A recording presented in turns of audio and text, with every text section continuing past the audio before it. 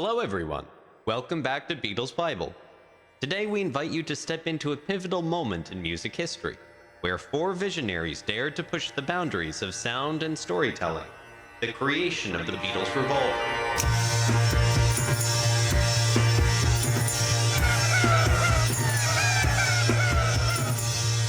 Released in 1966, it marked a radical shift not only for the Beatles, but for rock music itself.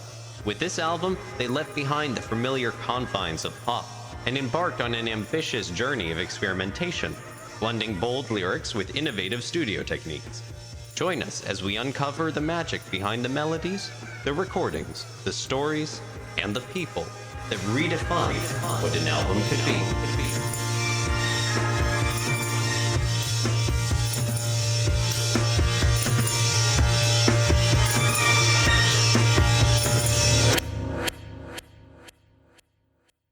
Capitalizing on the disillusioned impatience of his recent songs, George stops beating around the bush and attacks the 19 shillings and sixpence in the pound top rate of income tax under Harold Wilson's Labour government.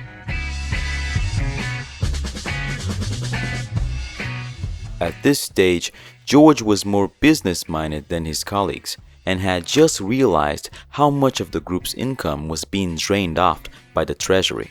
In the 60s, the Beatles were in the 90% tax bracket. Hence, the dig at Wilson in this Beatle protest lyric, part written by John, is balanced by a conscience-saving snipe at conservative opposition leader Edward Heath.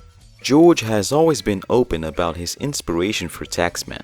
In an interview, he explained, "I found out I was paying a huge amount of money in taxes. You're so happy to finally start earning money, and then you find out about taxes. It was ridiculous, a heavy penalty for making money. That was the big turnoff for Britain. Anyone who made any money moved to America or somewhere else." George was the most focused on their finances, but the other Beatles were aware too. "We were upset about the taxes," Ringo recalls. "We tried a scheme where we paid a guy to live in the Bahamas and hold our money tax-free. In the end, we had to bring all the money back, pay the taxes, and pay the guy. We might as well have just kept the money where it was. It was a plan someone suggested to Brian, and we went for it." Taxman was very George, Paul said. In business meetings, the lawyers and accountants would explain how things worked. We were very naive about business, and George would say, "I don't want to pay tax." And they'd say, "You have to, like everyone else. And the more money you make, the more money they take." George would reply, "That's not fair." They said, "When you die, you'll still pay taxes, death duties." So he came up with the line, "Declare the pennies on your eyes," showing his frustration at having made money only to have half of it taken away. George, how much money you got? I haven't got a clue. Huh?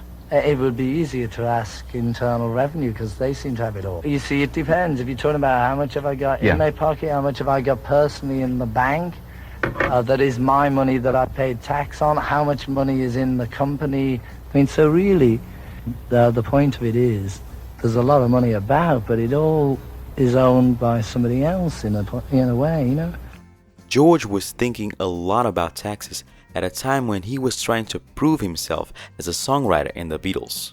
After their last British tour in December 1965, he had months of rest, and his songwriting, like John and Paul's, started to explore different directions and topics. In the September 1966 edition of the Beatles book Monthly Fan magazine, George said, "I used to think, I'm sure I can write, but it was tough because of John and Paul. It was hard for me to reach their level right away instead of building up like they did. I've thrown away about 30 songs because I didn't think they were good enough." Even though George is credited as the sole songwriter of Taxman, this wasn't entirely true. In a 1980 interview, John recalled, "I remember when George asked for help with Taxman, one of his first songs. I added a few lines because he asked me to. He came to me because he couldn't go to Paul, who wouldn't have helped him then. I didn't want to do it since I was busy with my own and Paul's songs, but because I loved him, I agreed. It had been John and Paul for so long, and George was left out because he hadn't been a songwriter until then. John was a bit upset that George didn't acknowledge his help in his 1980 book I Me Mine, saying, "I am slightly resentful of George's book, but don't get me wrong, I still love those guys." In an interview before his death, John Lennon said he was really hurt by you, that you'd never mentioned in your autobiography any of the influence that he had on you.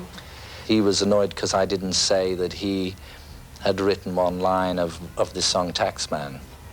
But did you tell him that? Well, I didn't, because he was already dead after that. But the point to that was that I also didn't say how I wrote 2 lines to Come Together or 3 lines to Eleanor Rigby. You know, I wasn't getting into any of that. I think in the balance, I would have had more things to be niggled with him about than he would have with me.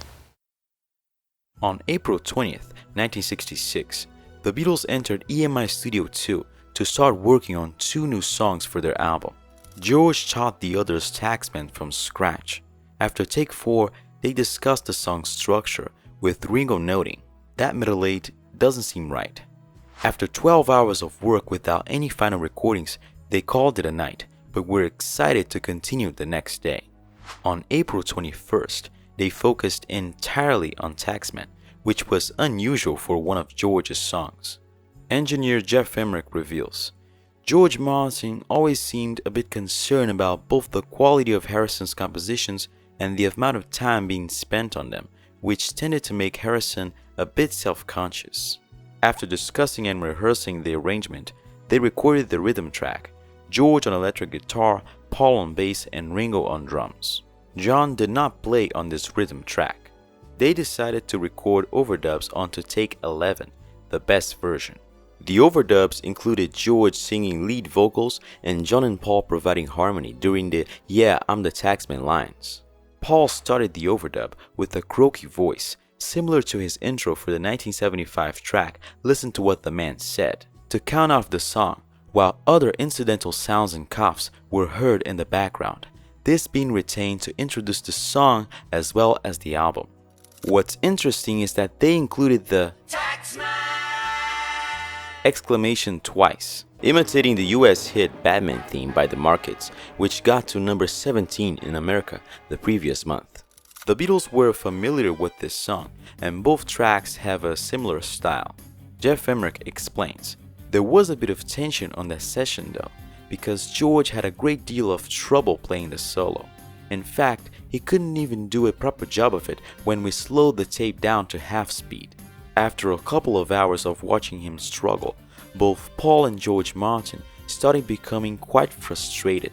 This was, after all, a Harrison song, and therefore not something anyone was prepared to spend a lot of time on. So George Martin went into the studio and, as diplomatically as possible, announced that he wanted Paul to have a go at the solo instead. I could see from the look on Harrison's face that he didn't like the idea one bit, but he reluctantly agreed and then proceeded to disappear for a couple of hours. He sometimes did that, had a bit of a sulk on his own, then eventually came back. It's only really people who are kind of connoisseurs who know that I play guitar in the Beatles, because I didn't really want to play it up. Because there was embarrassment really between George and I, because George was actually the official lead guitar player in the group, and then John would be the kind of second lead, and so they both played lead. But when we started off, we all had guitars. I actually ended up sort of getting lumbered with bass because our bass player left. Certain people since have sort of said, "Oh, I pushed him out to get the prize position as bass player."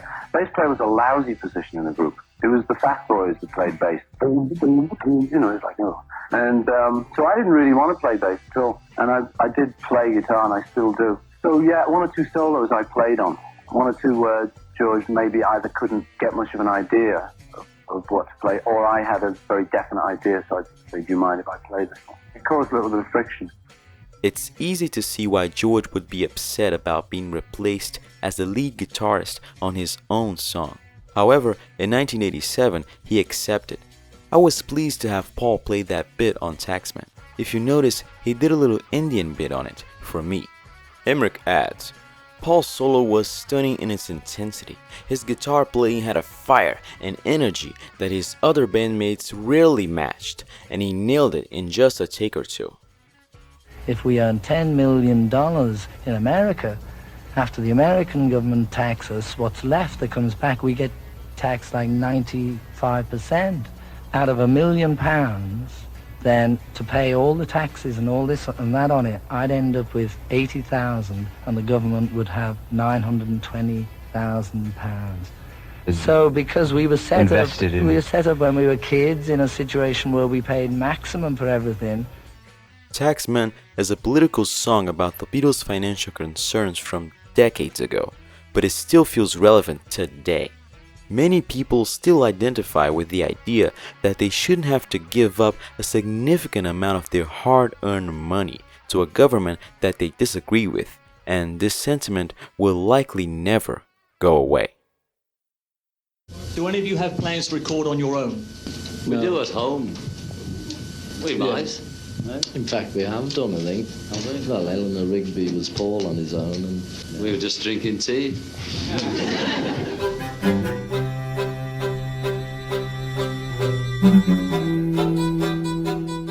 Death is a subject normally avoided in pop music. Where acknowledged, it is either sanitized with heavenly choirs or treated as a black joke. Consequently, the downbeat demise of a lonely spinster in Eleanor Rigby, not to mention the brutal image of the priest wiping the dirt from his hands as he walks from the grave, came as quite a shock to pop listeners in 1966. Taken together with George Martin's wintry string octet arrangement, the impact was transfixing. According to Paul, Eleanor Rigby began as a plain tune with a melancholy descending phrase and the image of a spinster, Miss Daisy Hawkins, sweeping up the rice in a church after a marriage. Meeting Jane Asher in Bristol, where she was working in rep, Paul allegedly got the name Rigby from a clothes shop, adding Eleanor from Eleanor Braun, the actress who played the female lead in Help. When I got back to London, I wrote the song in Mrs. Asher's music room in the basement of 57 Wimpole Street, where I was living at the time. Around that same time, I'd started taking piano lessons again. I took lessons as a kid, but it was mostly just practicing scales, and it seemed more like homework. Jane's mum, Margaret, organised lessons for me with someone from Guildhall School of Music, where she worked. I even played Eleanor Rigby on piano for the teacher, but this was before I had the words. At the time, I was just blocking out the lyrics and singing over vamped D minor chords. I don't remember the teacher being all that impressed. They just wanted to hear me play even more scales, so that was the end to the lessons. When I started working on the words in earnest, Eleanor was always part of the equation. I think because we'd worked with Eleanor Braun on the film Help, and we knew her from the establishment Peter Cook's Club on Greek Street. I think John might have dated her for a while too, and I liked the name very much.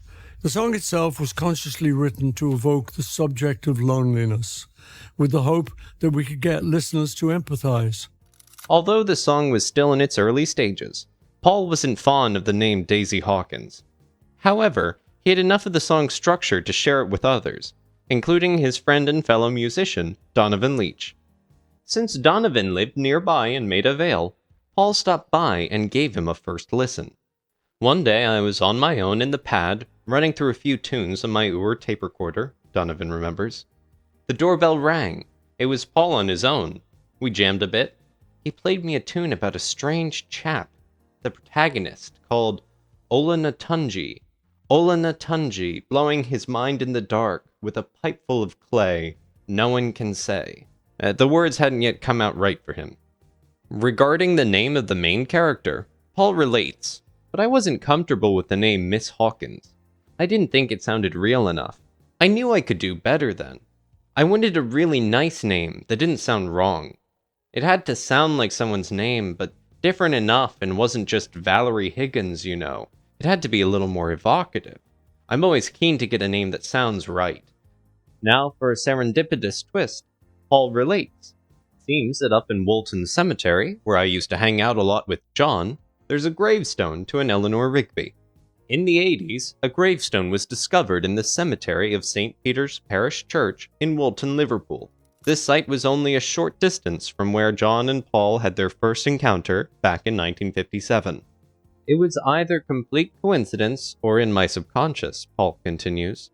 I suppose it was more likely in my subconscious, because I will have been amongst those graves knocking about with John and wandering through there. It was the sort of place we used to sunbathe, and we probably had a crowd. But there could be 3,000 gravestones in Britain with Eleanor Rigby on. It is possible that I saw it and subconsciously remembered it. So, subconscious it may be, but this is just bigger than me. I don't know the answer to that one. Coincidence is just a word that says two things coincided. We rely on it as an explanation, but it actually just names it. It goes no further than that. But as to why they happened together, there are probably far deeper reasons that our little brains can't grasp. Armed with only the first verse, Paul headed for John's house at Weybridge, where, during an informal evening with friends, he and the other Beatles pieced the rest of the song together. Starting as Father McCartney, the priest in the second verse soon became the neutral Father Mackenzie, a name found by consulting with the telephone directory. Ringo suggested the idea of him darning his socks in the night. The refrain, "Ah, look at the lonely people," seems to have been designed by a committee, possibly later in the studio, where some say the last verse was decided. Others maintain that the song was completed during the same evening. John, who subsequently claimed about 70% of the lyric, apparently tried to quash the idea of its two characters meeting at the end. In fact, the song's grim final verse was settled on only after much head-scratching and at the last minute. In various interviews, John suggested that he had played a significant role in the song's creation. In a 1972 interview with Hit Parader magazine, when questioned about the song, John said, "Both of us. I wrote a good lot of the lyrics, about 70%. In 1980, he claimed, Eleanor Rigby was Paul's baby, and I helped with the education of the child." Yeah, Rigby's, his first verse and the rest of the verse are basically mine, but the way he did it was he had the song and he knew he got the song. So rather than ask me, John, do these lyrics, because by that period, he didn't want to say that to me, okay? So what he said was, "Hey, you guys, finish up the lyrics," while he's sort of fiddling around with the track or something, or arranging it at the other part of the giant studio in EMI. Now, I sat there with Mal Evans, a road manager who was a telephone installer, and Neil Aspinall, who was a not completed student accountant, who became our road manager. And I was insulted and hurt that he'd thrown it out in the air, but I wanted to grab a piece of it, and I wrote it with them sitting at the table. So, there might be a version that they contributed, but there isn't a line in there that they put in. But that's how he just sort of, because that's the kind of insensitivity he would have, which made me upset in the later years, because to him that meant nothing. That's the kind of person he is. So he threw them out and said, "Here, finish these off," like to anybody, who was around. But actually he meant I was to do it, but, Neil and Mal were sitting there.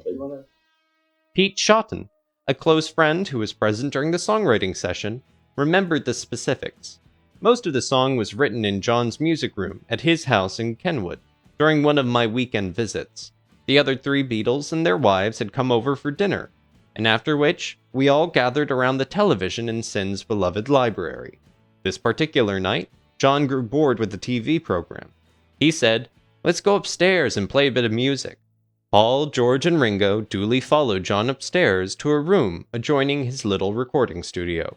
Paul, as always, had brought along his guitar, which he got out and began strumming. "I've got this little tune here," he said.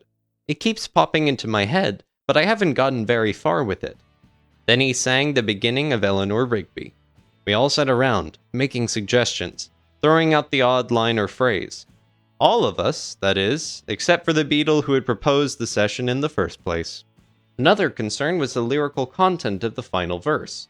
Pete Shotton continues, "After we tinkered with a few more phrases, Paul said, 'The real trouble is I have no idea how to finish the song.'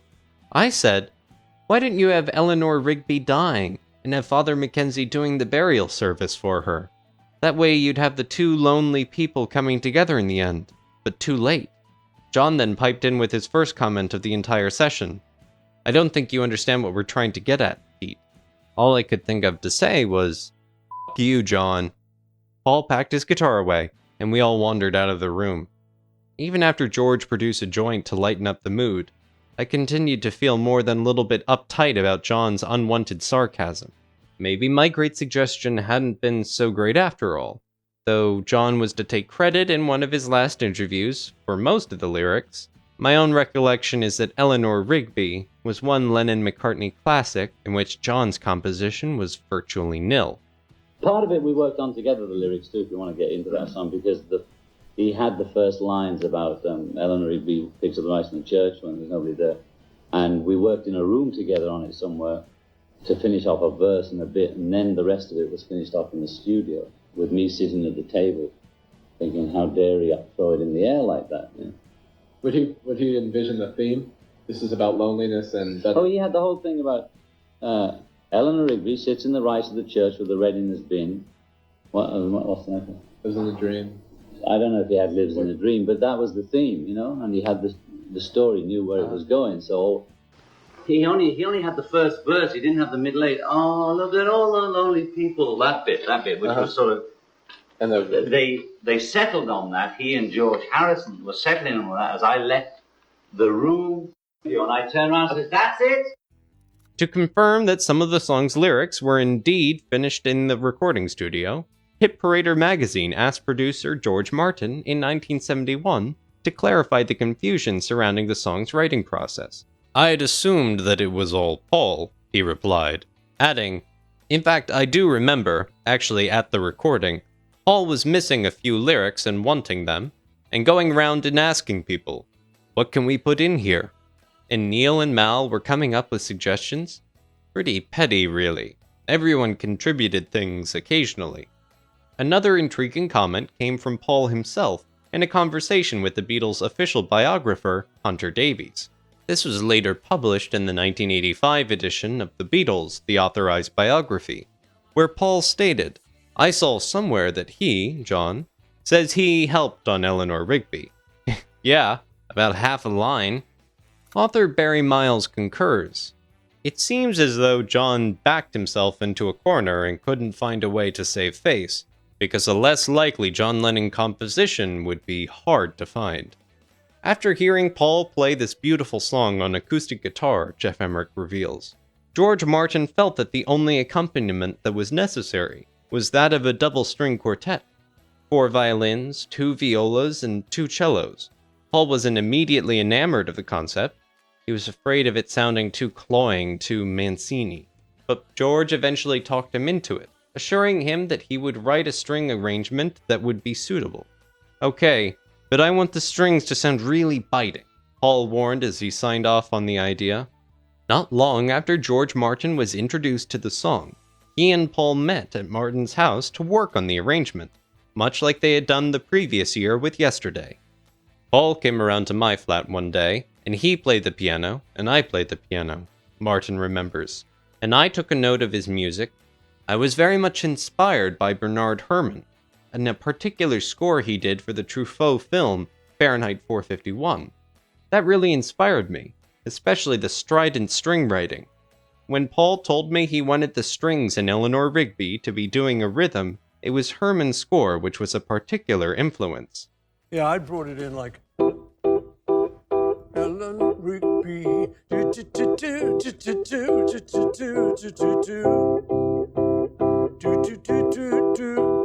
and then George would show me. He said, "Well, okay, that's sort of rock and roll.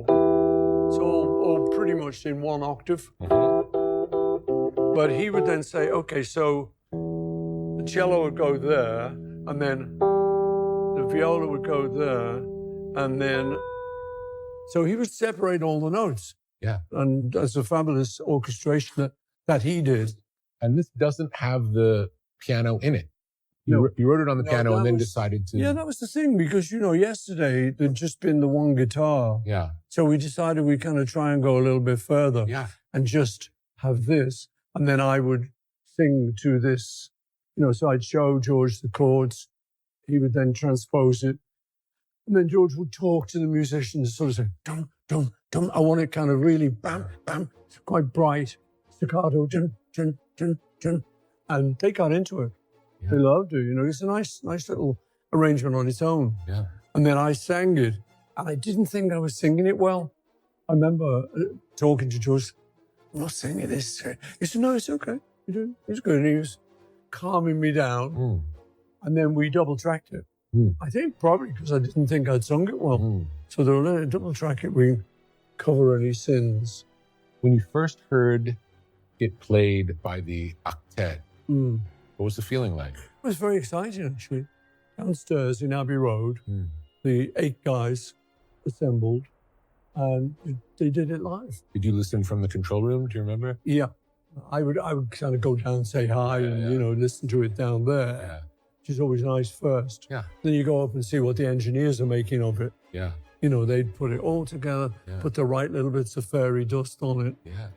Once the arrangement was settled and George Martin had completed the score, the song's recording was set for April 28th. The session involved 8 classical musicians, alongside Paul, John, and the EMI production team of George Martin, Jeff Emerick, and Phil McDonald. The group assembled at EMI Studio 2, and it took just under 3 hours to perfect the recording. While George Martin conducted the musicians, Paul and John mainly observed from the control room. Paul had instructed the strings to have a biting sound, and Jeff Emerick took note of this. Traditionally, string quartets were recorded using just 1 or 2 microphones placed high in the air to avoid picking up the sound of bow scrapes. However, with Paul's request in mind, Emerick decided to place the microphones closer to the instrument, which was a novel approach at the time. The musicians were horrified. One of them gave me a look of disdain, rolled his eyes to the ceiling, and said under his breath, "You can't do that, you know." His words shook my confidence and made me start to second-guess myself, but I carried on regardless, determined to at least hear what it sounded like. I didn't want to make the musicians so uncomfortable that they couldn't give me their best performance, but my job was to achieve what Paul wanted. Given its chaotic genesis, Eleanor Rigby is extraordinarily cogent and concentrated. The face that the heroine keeps in a jar by the door, to mask the despair inadmissible by English middle-class etiquette, remains the single most memorable image in the Beatles' output. Yet the lyrics' televisual vividness is never gratuitous, being consistently at the service of the song's relentless despondency. Eleanor Rigby dies alone because she's unable to tell anyone how she felt. Mackenzie's sermon won't be heard, not that he cares very much about his parishioners, because religious faith has perished along with the communal spirit. No one was saved. Often represented as purveyors of escapist fantasy, the Beatles were, at their best, more poignantly realistic about their society than any other popular artists of their time. Growing up, I knew a lot of old ladies, partly through what was called Bob a Job Week, when scouts did chores for a shilling. You'd get a shilling for cleaning out a shed or mowing a lawn. I wanted to write a song that would sum them up. Eleanor Rigby is based on an old lady that I got to know very well. I don't even know how I first met Eleanor Rigby, but I would go around to her house, and not just once or twice. I found out that she lived on her own, so I'd go around there and just chat. Later, I would offer to go and get her shopping. She'd give me a list, and I'd bring the stuff back, and we'd sit in her kitchen. Just hearing her stories enriched my soul and influenced the songs I would later write. And it did feel like a breakthrough for me lyrically, more of a serious song. George Martin had introduced me to the string quartet idea through Yesterday. I'd resisted the idea at first, but when it worked, I fell in love with it. So I ended up writing Eleanor Rigby with a string component in mind. When I took the song to George, I said that for accompaniment, I wanted a series of E minor chord stabs. In fact, the whole song is really only 2 chords, C major and E minor. In George's version of things, he conflates my idea of the stabs, and his own inspiration was Bernard Herrmann, who'd written the music for the movie Psycho. George wanted to bring some of that drama into the arrangement. And of course, there's some kind of madcap connection between Eleanor Rigby, an elderly woman left high and dry, and the mummified mother in Psycho. Those opening lines, Eleanor Rigby picks up the rice in the church where a wedding has been, lives in a dream. It is a little strange to be picking up rice after a wedding. Does that mean she was a cleaner? Someone not involved? Someone not invited to the wedding? And only viewing the celebrations from afar? Why would she be doing that? I wanted to make it more poignant than her just cleaning up afterwards, so it became more about someone who was lonely, someone not likely to have her own wedding, but only the dream of one. He can sleep almost indefinitely and is probably the laziest person in England, was how journalist Maureen Cleave described John Lennon in early '66. Physically lazy, John protested. I don't mind writing, reading, watching, or speaking. This passage perfectly captures John's lifestyle at the time, hidden in Kenwood, watching the wheels go round and round, dreaming his life away.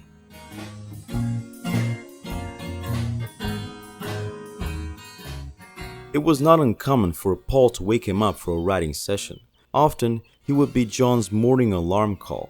John led a more relaxed suburban life, but if he went to dinner in London or to a club, living so far from town meant that he returned home very late.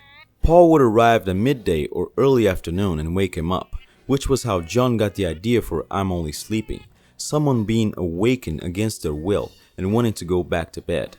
The lyric, "Please don't wake me, no, don't shake me," is most likely directed at Paul, who just wants to get his grind on.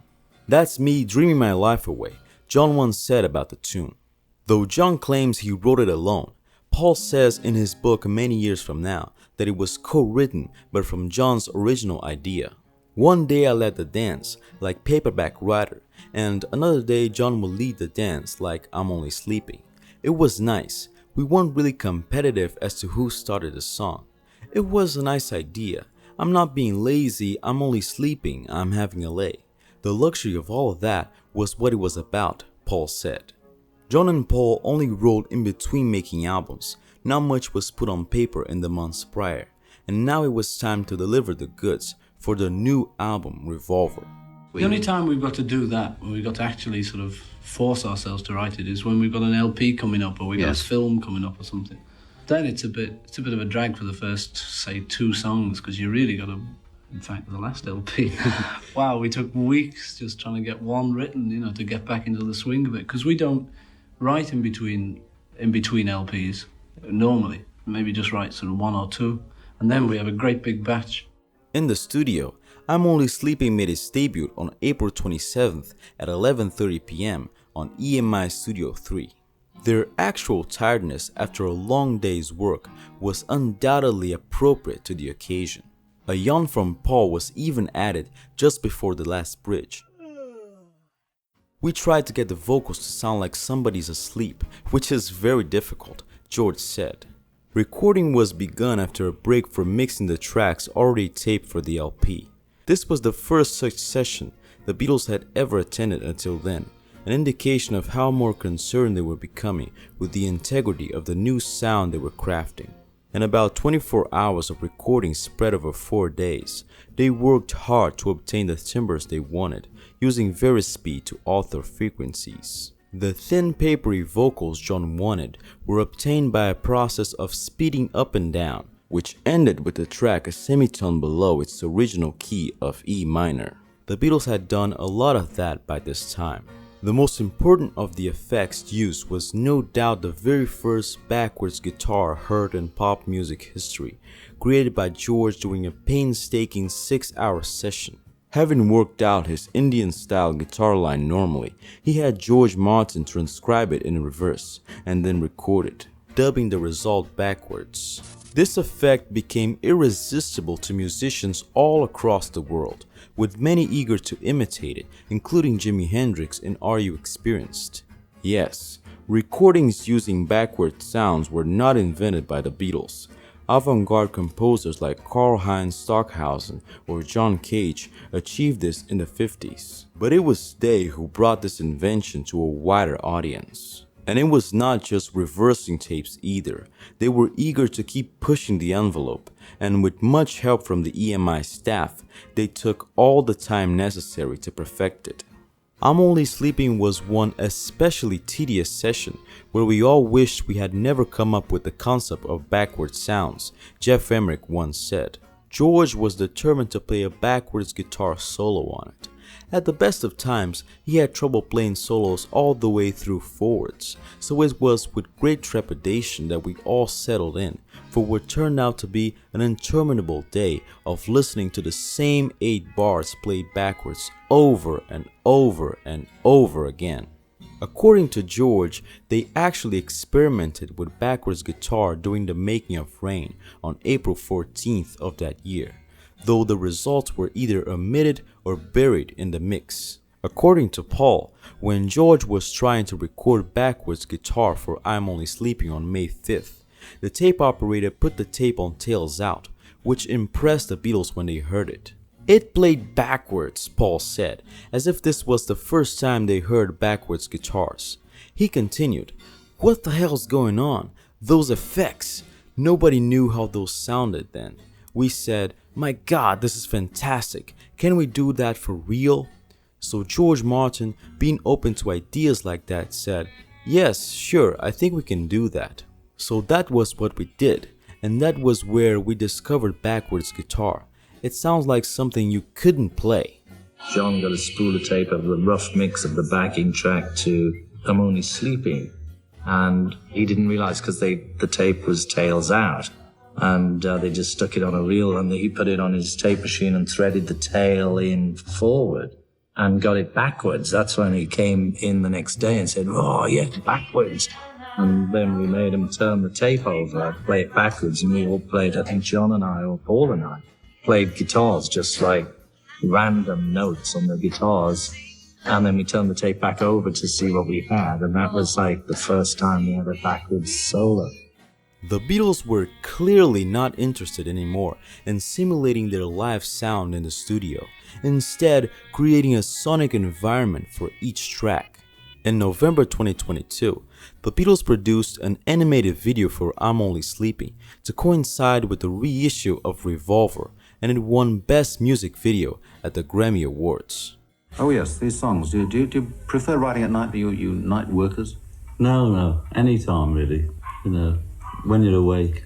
Not too near the morning when you're half asleep, and not when you're tired. So it doesn't matter what time it is, but just the period when you feel quite healthy. Do you both have to be in the right mood when you're working together, collaborating on a song? Does one have to wait for the other to very start? seldom, you know. If we both don't feel like it, we just have another ciggy.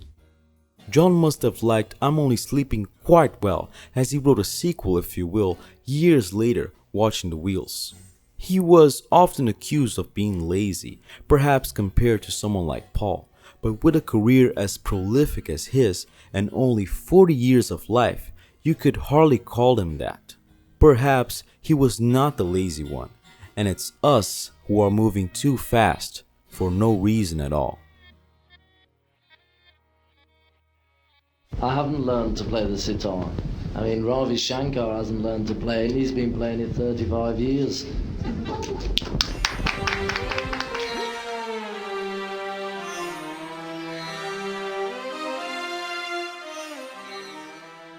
When Norwegian Wood debuted in Rubber Soul in December of '65, it created quite a buzz.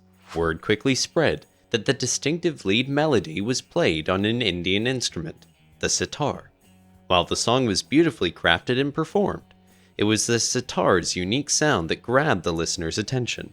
What some initially saw as a novelty soon influenced other popular artists, and within months, pop radio was filled with this mesmerizing instrument.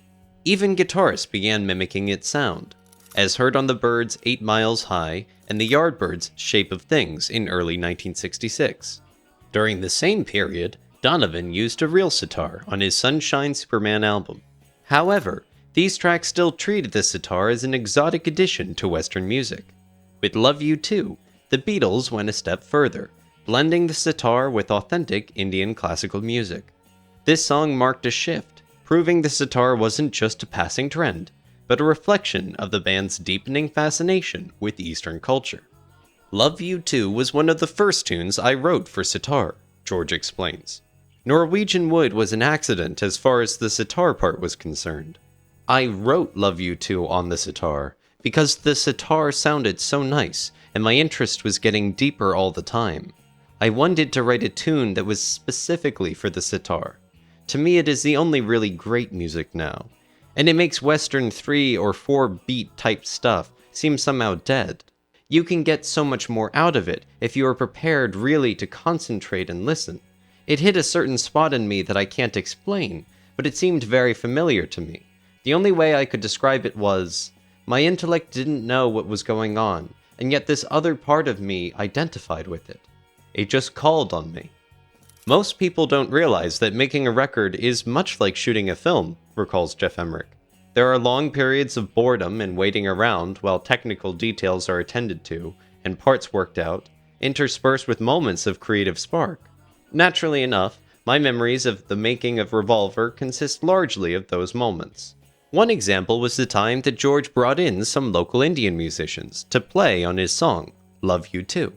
Anil Bhagwat was recruited from the Asian music circle to play tabla on the track. The session came out of the blue, Anil remembers. A chap called Angardi called me and asked if I was free that evening to work with George. I didn't know who he meant. He didn't say it was Harrison. It was only when a Rolls-Royce came to pick me up that I realized I'd be playing on a Beatles session.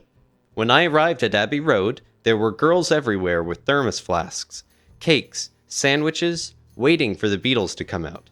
George told me what he wanted, and I tuned the tabla with him. He suggested I play something in the Ravi Shankar style, 16 beats, though he agreed that I should improvise. Indian music is all improvisation. I was very lucky they put my name on the record sleeve. I'm really proud of that. They were the greatest ever, and my name is on the sleeve. It was one of the most exciting times of my life. Emmerich remembers, I had never mic'd Indian instruments before, but I was especially impressed by the huge sound coming from the tabla. I decided to close mic them, placing a sensitive ribbon mic just a few inches away, and then I heavily compressed the signal. No one had ever recorded tabla like that. They'd always been mic'd from a distance. My idea resulted in a fabulous sound, right in your face, and both George and the Indian musicians commented afterward about it. After an invoice was discovered showing that EMI paid £18 to the Asian Music Circle for tabla and sitar players, some speculated that George wasn't the only sitar player on the track. However, Anil Bhagwat clarified to author Steve Turner, I can tell you here and now, 100%, it was George on the sitar throughout. There were no other Indian musicians involved. It was just me and him. In addition to the sitar, George also played a fuzz guitar, which provided a drone-like effect throughout the song, likely created with the tone bender, the same device used on Paul's bass in the previous year's Think for Yourself. Based on the upper 5 notes of the C minor Dorian mode, the melody is sourly repetitious in its author's usual saturnine vein, but the design, a free-tempo improvisatory prelude followed by a slow and fast gat, is well managed considering that he still had no tuition in the genre. The lyric, part philosophical, part love song to his wife Patty, develops the skepticism of Think for Yourself. George's venture into the strict discipline of Eastern music within the Beatles' catalog included 3 tracks, and this song marked his bold initial step. The subsequent 2 tracks present him as a wise figure, eager to share his newfound understanding of consciousness with a wider audience. His reflective lyrics in Within You Without You and The Inner Light more effectively cement his image as the mystic Beatle, captured perfectly in the iconic scene from Yellow Submarine, where he stands on a hilltop, wind in his hair. This shift towards transcendence significantly enhanced George's standing within the band. While he hadn't yet reached the songwriting prowess of John and Paul, everyone recognized it was George who led the Beatles toward Eastern musical influences, and made it cool to pursue higher consciousness.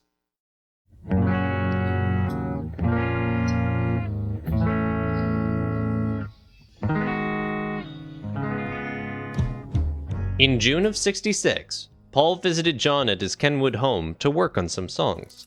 With John still only sleeping, Paul requested a cup of tea from the maid and took his guitar outside to sit by the swimming pool. Reflecting on that day, he recalled, I sat out by the pool on one of those sun chairs with my guitar and started strumming in E.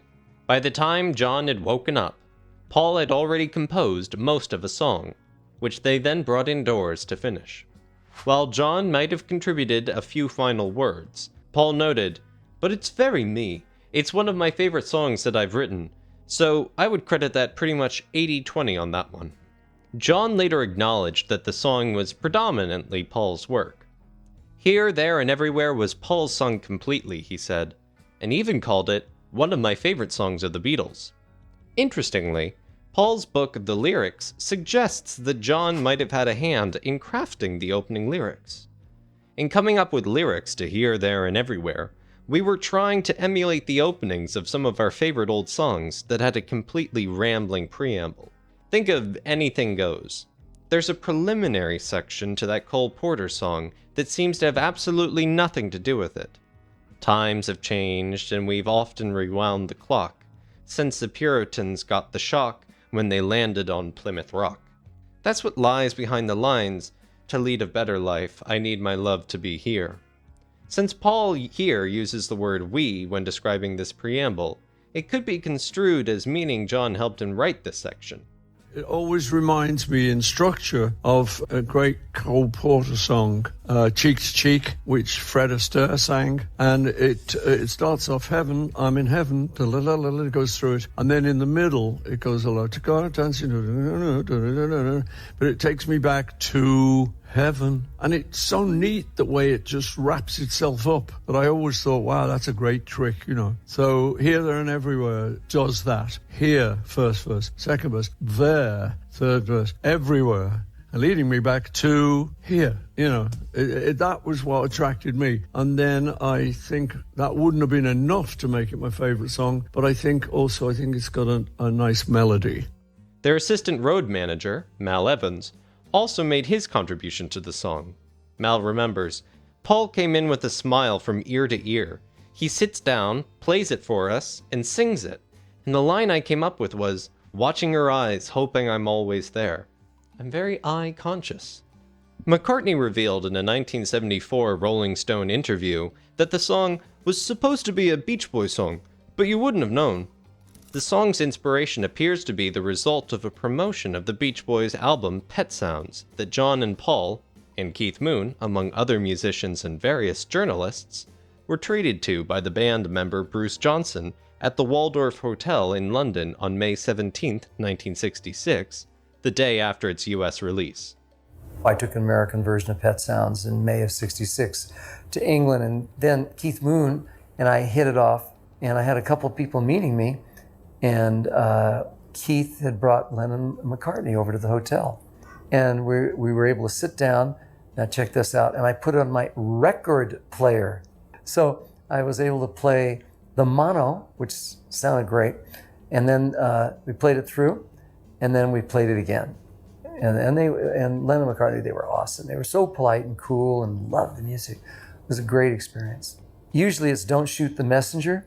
Well, this time the messenger, you know, I almost got knighted, you know, because I brought this great work. I had nothing to do with it, you know.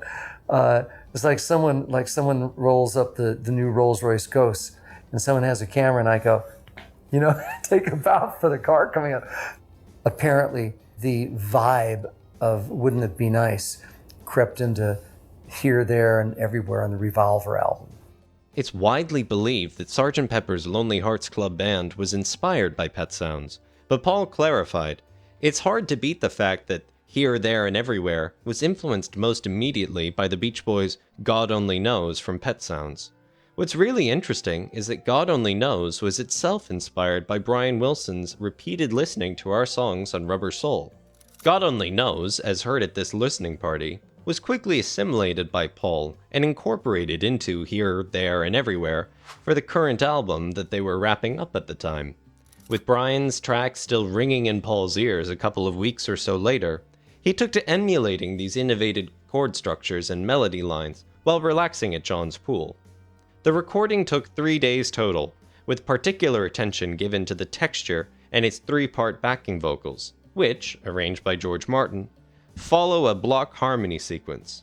Although the third session was brief, lasting about an hour to overdub a vocal harmony, The entire recording process spanned 16.5 hours. George Harrison also added a chromatic melody heard during the bridge on acoustic 12-string guitar in spaces that didn't include the harmonies. We planned the track layout very carefully, Jeff Emerick says, so that there was a completely separate track that we could dedicate to bass, allowing Paul to focus on each and every note when he recorded the overdub.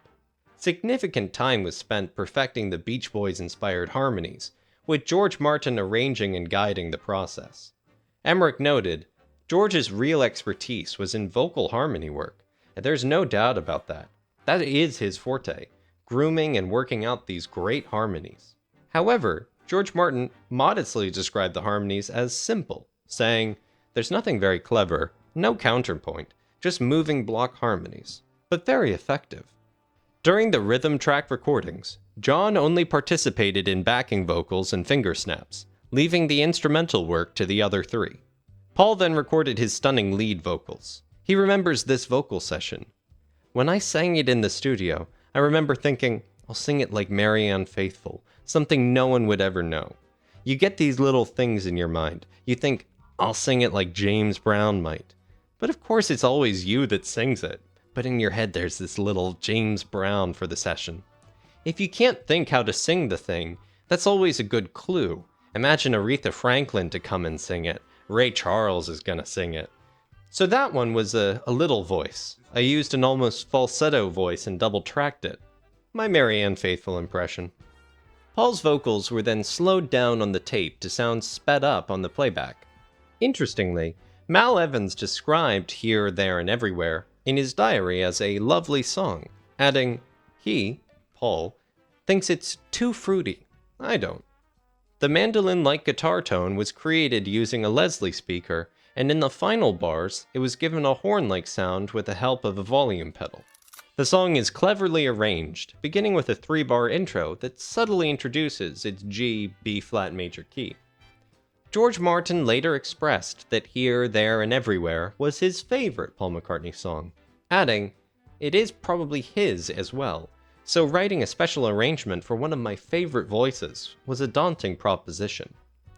Martin did a string and woodwind score for the song for a 1993 radio concert, as well as an arrangement for Celine Dion for his album In My Life in 1997, which leads us to speculate that if there hadn't been a crunch in time to complete Revolver, would George Martin have proposed a beautiful orchestral arrangement for Here, There, and Everywhere, had he the time to do so?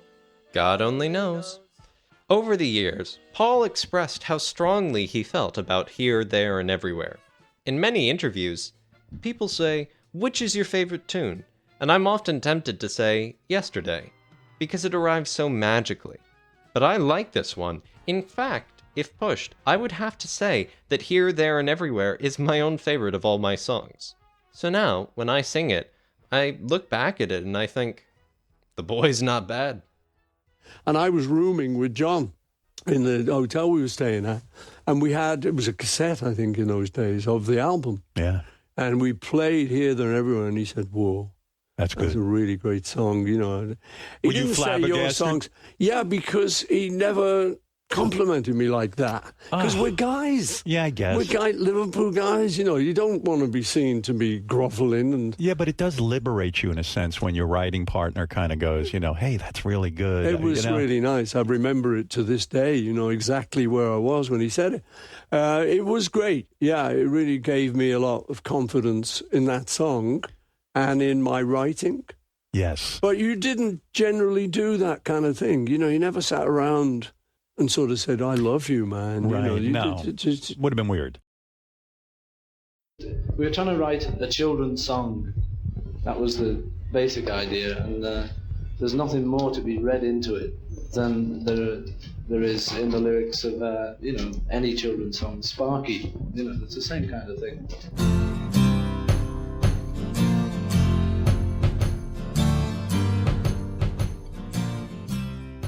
One night, when Paul was in bed, half asleep, the sudden germ of an idea for a children's song came about. Yellow Submarine is speculated to have been inspired by Bob Dylan's March Tempo Rainy Day Women No. 12 and 35, which entered the UK chart 2 weeks before. The Beatles met Dylan at the Savoy Hotel the evening before Paul wrote the song, where they also ran into Donovan, with whom they got on well. The next day, Paul stopped at Donovan's apartment and played him Yellow Submarine, asking for a suggestion for the closing lines. Donovan obliged with Sky of Blue, Sea of Green. The song's authorship was discussed during an interview in March 20th, 1967, with Brian Matthew at EMI Studios. Matthew addressed John. Earlier before we started recording, you said Yellow Submarine was in fact written as two separate songs. John confirmed. Yeah, I seem to remember, like, the submarine, the chorus bit, you coming in with it, to which Paul agreed, yeah. John then asked Paul, and wasn't the other bit something that I had already going and we put them together? Paul answered, yeah, right, yeah. John then added, and it makes sense to make it into with Ringo in mind. So there it is. Paul wrote the chorus and John wrote the verse, so it's entirely 50-50 Lennon-McCartney. An early demo by John, recorded around March 66, features the recognizable verse melody and chords, but in 3/4 time. It includes the lyrics, "In the town where I was born, no one cared, no one cared." This seems to be the initial form of what later became the verse in Yellow Submarine. Paul remembers, I was laying in bed in the Ashes garret, and there's a nice twilight zone just as you're drifting into sleep and as you wake from it. I always find it quite a comfortable zone. You're almost asleep, and there's this little limbo land just before you slip into sleep. I remember thinking that a children's song would be quite a good idea, and I thought of images, and the color yellow came to me, and a submarine came to me, and I thought, well, that's kind of nice, like a toy, very childish yellow submarine. We will always be friends. Promise? Promise? It's a promise. Goodbye now. Goodbye. I was thinking of it as a song for Ringo, which it eventually turned out to be, so I wrote it as not too rangy in the vocal. I just made up a little tune in my head, then started making a story, sort of an ancient mariner, telling the young kids where he'd live and how there'd been a place where he had a yellow submarine. I quite like children's things. I like children's minds and imagination. So it didn't seem uncool to me to have a pretty surreal idea that was also a children's idea. I thought also, with Ringo being so good with children, a knockabout uncle type, it might not be a bad idea for him to have a children's song rather than a very serious song. What's worth doing is worth doing well, I say. There was a lot of excitement, likely boosted by some chemical influences, during the recording of Yellow Submarine, with considerable effort put into perfecting it. Their friends were even brought in to help with the recording process. The same day Paul showed the new composition to Donovan, the boys went into EMI Studio 3 on May 26th, and after much rehearsal, they taped a rhythm track with vocals. Engineer Jeff Emmerich remembers about this day. George Martin was out sick with food poisoning. He sent his secretary and future wife Judy along to keep an eye on things, and I suppose to make sure we all behaved ourselves.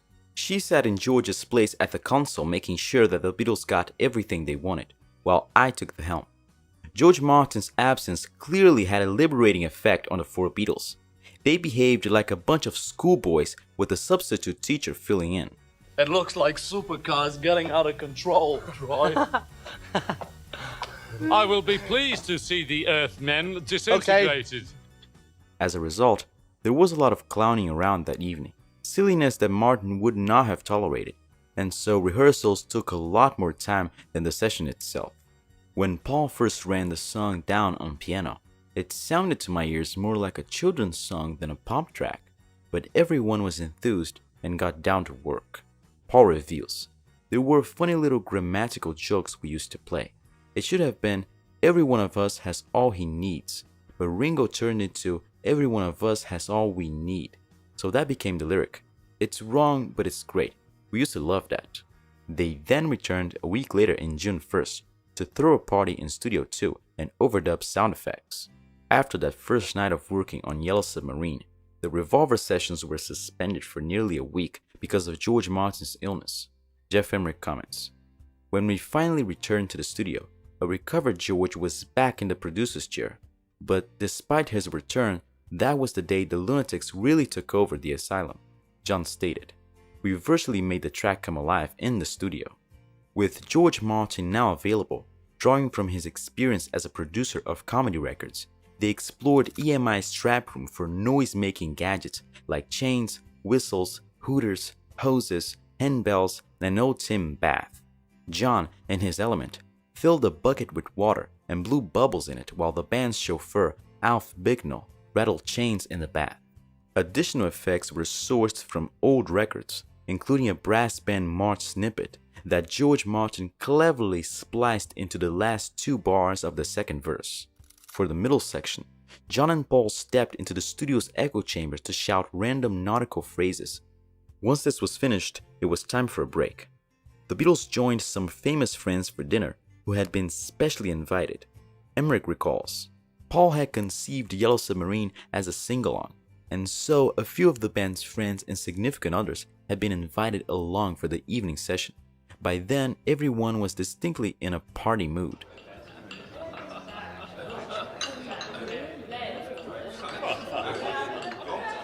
Following a long dinner break, during which we suspected more than food was being ingested, a raucous group began filtering in, including Mick Jagger and Brian Jones, along with Marianne Faithfull and George's wife, Patty.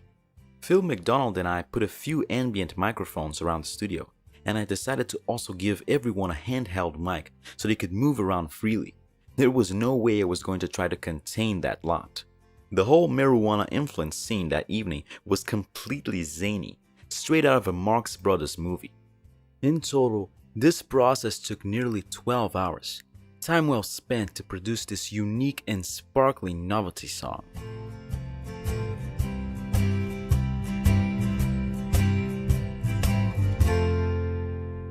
Do you worry more now than you used to? No, it's just who I am, maybe, you know. For instance, when we were now famous with the Beatles, and we had done Revolver, one of the early Beatles records, and I got the horrors one day. I thought it was out of tune. I thought the whole album was out of tune. I listened to it, and for some reason, just thought, oh my God. And I went to the guys. I said, it's out of tune. I don't know what we're going to do, you know. And they said, and they got a bit worried, listened to it. They said, no, it isn't.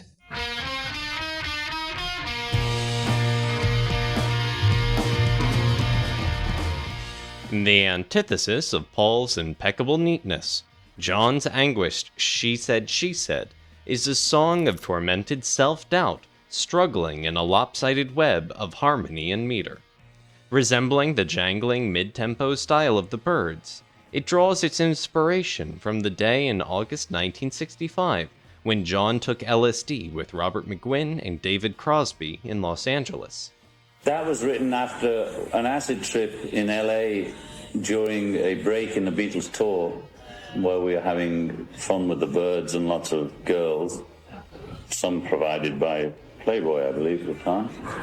And Peter Fonda came in, and we were on acid, and he kept sitting with us, coming next to me and sitting next to me and whispering that he knew what it like was. He was describing an acid trip he'd been on. We didn't want to hear about that. We were on the acid trip, and the sun's shining, the girls are dancing, and the whole thing's beautiful and 60s, and this guy, who I really didn't know who the hell he was anyway, he hadn't made Easy Rider or anything. And I knew Henry Fonda vaguely, and Jane Fonda hadn't become a sex symbol or a politico then, you know. I didn't think much of her either way. I didn't know much about any of them. And this guy kept coming over in shades saying he knew what it was like to be dead, and he kept leaving him at the table and going away because he was so boring, you know. And I always remembered it, but I changed it to she instead of he. It was scary, you know, a guy, when you're flying high and I know what it's like to be dead, man. So I remembered the incident, you know. Oh, I said, so, you know, so don't tell me about it. I don't want to know what it's like to be dead. In his book, Don't Tell Dad, Peter Fonda offers a more in-depth account of this event. David Crosby came and got me, I don't know why it was me, and he said, George is in trouble.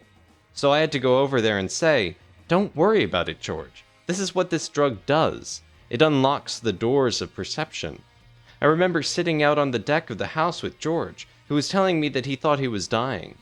I told him that there was nothing to be afraid of, and that all he needed to do was relax. I said that I knew what it was like to be dead, because when I was 10 years old, I'd accidentally shot myself in the stomach, and my heart stopped beating 3 times while I was on the operating table because I'd lost so much blood.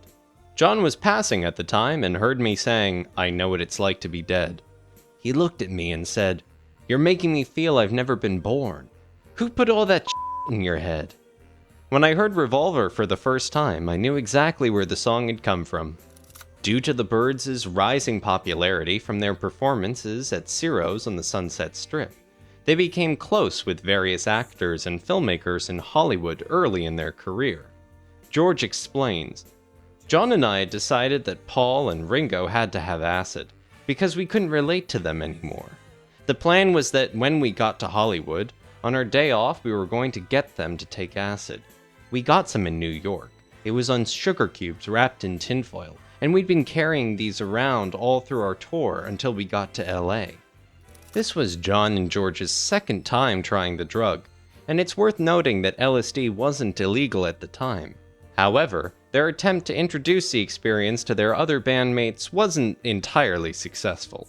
John explains, "The 3 of us took it, Ringo, George, and I, and maybe Neil Aspinall. Paul felt very out of it, because we were all slightly cruel. We're all taking it and you're not." It was a long time before Paul took it. John continues, "And then, I wanted a middle 8 for the song. The beginning had been around for days and days, and so I wrote the first thing that came into my head, and it was When I Was a Boy, in a different beat, but it was real because it just happened. It was a sad song. It was just an acidy song, I suppose. A lot of early childhood was coming out anyway. That was pure." George recalled how the song's structure came together. "I did actually do some writing with him later on. I was at his house one day and he was struggling with some tunes. He had loads of bits, maybe 3 songs that were unfinished, and I made suggestions and helped him to work them together so that they could become one finished song. She Said, She Said. The middle part of that record is a different song. She said, I know what it's like to be dead, and I said, oh no, no, you're wrong. Then it goes into another one. When I Was a Boy. That was a real weld, so I did things like that.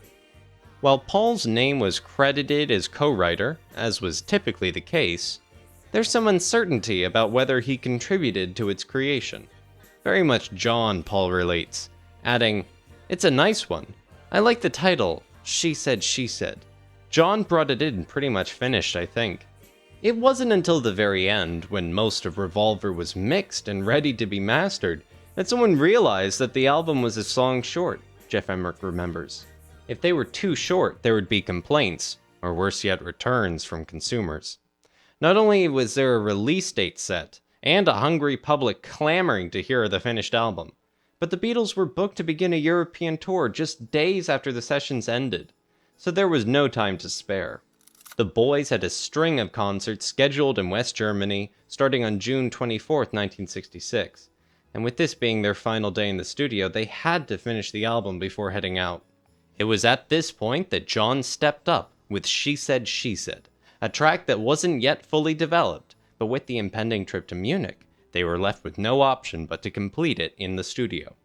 Emmerich continues, so on the next to last night, after we had all spent a full day mixing, the group began frantically rehearsing John's new song. John had always been the basher of the group. His attitude was, let's just get it done. So it was no big surprise that we got the entire song recorded and mixed in 9 hours, as opposed to the more than 3 days we spent on Here, There, and Everywhere. Still, he made the group run through the song dozens of times before he was satisfied with the final result. It's got the ragged feel of a track that was done in the middle of the night, under pressure. Mark Lewison relates that the group spent most of the time rehearsing through at least 25 takes. Before take 2, the tape reveals banter among the group. Ringo feeling he came in 1 measure too early, and you were saying 1 more, to which Paul replied, actually, I thought you were out still having lunch. John, realizing the time was getting late on their last day of recording, encourages the others by saying, come on now, come on, last track, last track, last track. Ringo continues to express how he feels he's coming in too early, To which John replies, "You're doing fine. See? I'll sing the words." It seems that tension arose between John and Paul over the song's arrangement. A record sheet from Abbey Road Studios mentions a piano being added, possibly Paul's idea, though it wasn't reflected in the final recording or session tapes. Given John's preference for a more traditional rock setup with guitars, bass, and drums, this suggestion may have caused friction. This led to an argument, with McCartney reportedly saying, "F*** you," before leaving the session to prepare for their trip to West Germany. "I'm not sure, but I think it was one of the only Beatle records I never played on," Paul recounts. "I think we had a Barney or something, and I said, 'Oh, f*** you,' and they said, 'Well, we'll do it.' I think George played bass." The events from this session were later discussed during an informal chat at Twickenham Film Studios on January 13th, 1969, while filming what would become Let It Be. This conversation was recorded by a microphone director Michael Lindsay Hogg had hidden in a flower pot, 3 days after George had temporarily left the band. John stated, "Now the only regret about the past numbers is when, because I've been so frightened, I've allowed you to take it somewhere I didn't want, and then that my only chance was to let George take over, or interest George in it, because I knew he'd..." Paul recollected, "She said, she said?" John affirming, "She said, she said." The last track recorded for Revolver, She said, strings an endlessly uncoiling B-flat Mixolydian melody around a standard 3-chord progression for which it struggles to break free, managing to escape only twice, and very briefly, to the 3/4 childhood haven of F, When I Was a Boy. Rhythmically one of the most irregular things John ever wrote, it required the lion's share of its 9-hour session to rehearse, and the result justifies every minute. As a performance, She said, is an outstanding track on Revolver, emotionally tense and as moving in its unhappy way as Eleanor Rigby. Whenever the feeling is real, Ringo rises to the occasion, and here he holds the track together, with drumming technically finer than that of his other tour de force, Rain. With help from George on vocal harmonies and lead guitar, John, as with Girl with Rubber Soul, pulls off a last-minute coup with this track, going some way towards evening up the score in his ongoing competition with Paul, who, oddly, contributes only bass guitar here. "I wrote that out at John's one day. The sun was shining," Paul remembered, adding, "It was really very much a nod to the Loving Spoonful's Daydream, the same traditional, almost trad jazz feel. That was their favorite record of theirs.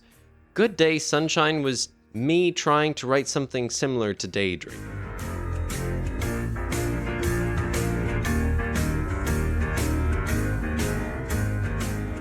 John and I wrote it together at Kenwood, but it was basically mine, and he helped me with it. Good Day Sunshine is Paul's, John agreed. Maybe I throw in a line or something. I don't know. Paul continues, "Once again, I was out at John's house in Weybridge. I'd driven myself there from London in my beautiful Sierra Blue Aston Martin, ejector seat and all. I love to drive, and an hour's drive is a good time to think of things. If you've got half of an idea, you can flesh it out on the way. I would often arrive at John's place with a fully formed idea. Sometimes I would have to wait if John was late getting up. He was a lazy bastard, whereas I was a very enthusiastic young man. Mind you, if I did have to wait, there was a little swimming pool I could sit beside. Around that time, there was quite a spate of summer songs.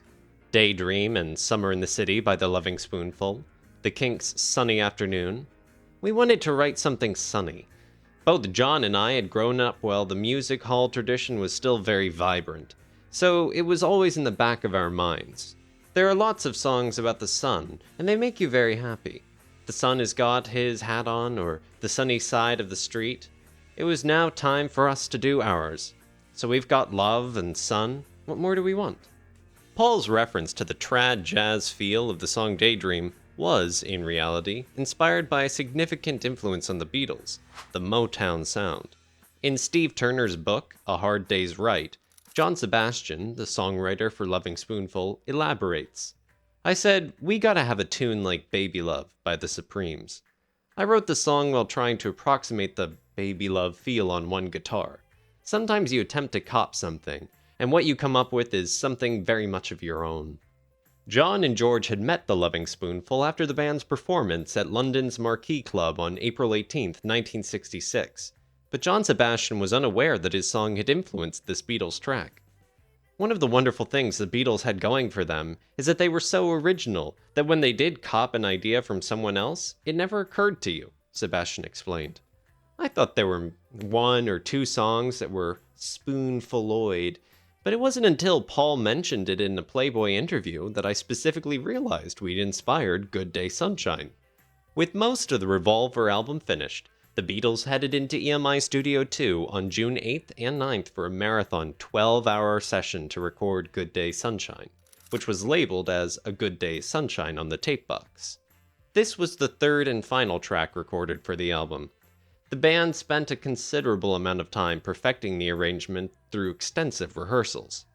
I have talked to classical composers who puzzle over the time signature, Paul says, but we never laid out the time signature. We just went, it goes like this. Classical people can't say, it goes like this, because they're invested in formalized notation. They've got to know whether it's 3/4 time or 5/4 or something else, and that was definitely the tradition with all the groups. It's worth recalling that there was no sheet music to look at. It's quite tricky, but our method was just to listen to the song and learn it, and that was where our investment came from. If someone is just reading off the notes, 1, 2, 3, 1, 2, 3, 4, I always feel as if they don't enjoy it as much. It's a job. The instrumentation featured Paul on piano, George playing his Burns new sonic bass guitar, Ringo on drums, and John on tambourine. For the instrumental section of the second verse, a vaudeville-style piano solo played by George Martin replaced the guitar solo originally planned by Paul in his lyric sheet. This piano solo was recorded at 56 cycles per second, slightly slower than usual, to achieve the desired honky-tonk sound. The song's structure pushes the boundaries of typical Beatles compositions in several ways. One notable feature is the use of a chorus at the beginning of the song, which is in a different key than the verse key being identified as the song's main key. The chorus suggests a key of B major, but the E7 chord in the 5th and 6th measures hints that the key is still undecided. Then, midway through the song, after the line, "burns my feet as they touch the ground," the key shifts to D major for George Martin's piano solo. Mono and stereo mixes were created, with the only significant difference being the presence of Starr's bass drum during the coda, heard only in the mono version. For the stereo version, both tracks containing vocals were panned across the stereo image, heightening the effect of multiple voices singing the song title. The final mixes were carried out on the 22nd of June, the day before the band flew to Munich to begin their 1966 world tour. At this point, the song received its final title. When all is said and done, it's hard to resist a feel-good song. The Loving Spoonful's Daydream, with its irresistibly folksy swing, hit the airwaves in mid-66, getting the tone for a groovy summer and inspiring numerous songwriters and artists to capture the same vibe. The Kinks quickly followed with the ironic Sunny Afternoon, Donovan evoked the mood with Sunshine Superman, and the Beatles outdid them all with Good Day Sunshine. As Chris Ingham notes in Rough Guide to the Beatles, the song embodies that cheerful essence while managing to incorporate more time and key changes than most bands would attempt across an entire album. Well, I don't know. The thing is, do you expect us just to go on forever, making more and more money, making more and more figures bigger and bigger? You can't just go on forever. If certain people have decided they don't like the statement, then we don't We'd want. like to get rid of We'd them. rather who like us and really like us rather than pretend to like us because we're the in thing. Do you want cokes? The only thing that we've ever based our success on, compared with other people who are doing the same thing, and compared with other people who have recently done the same thing as we've done, this tour has outsold their tours. So we're unsuccessful. I don't believe it.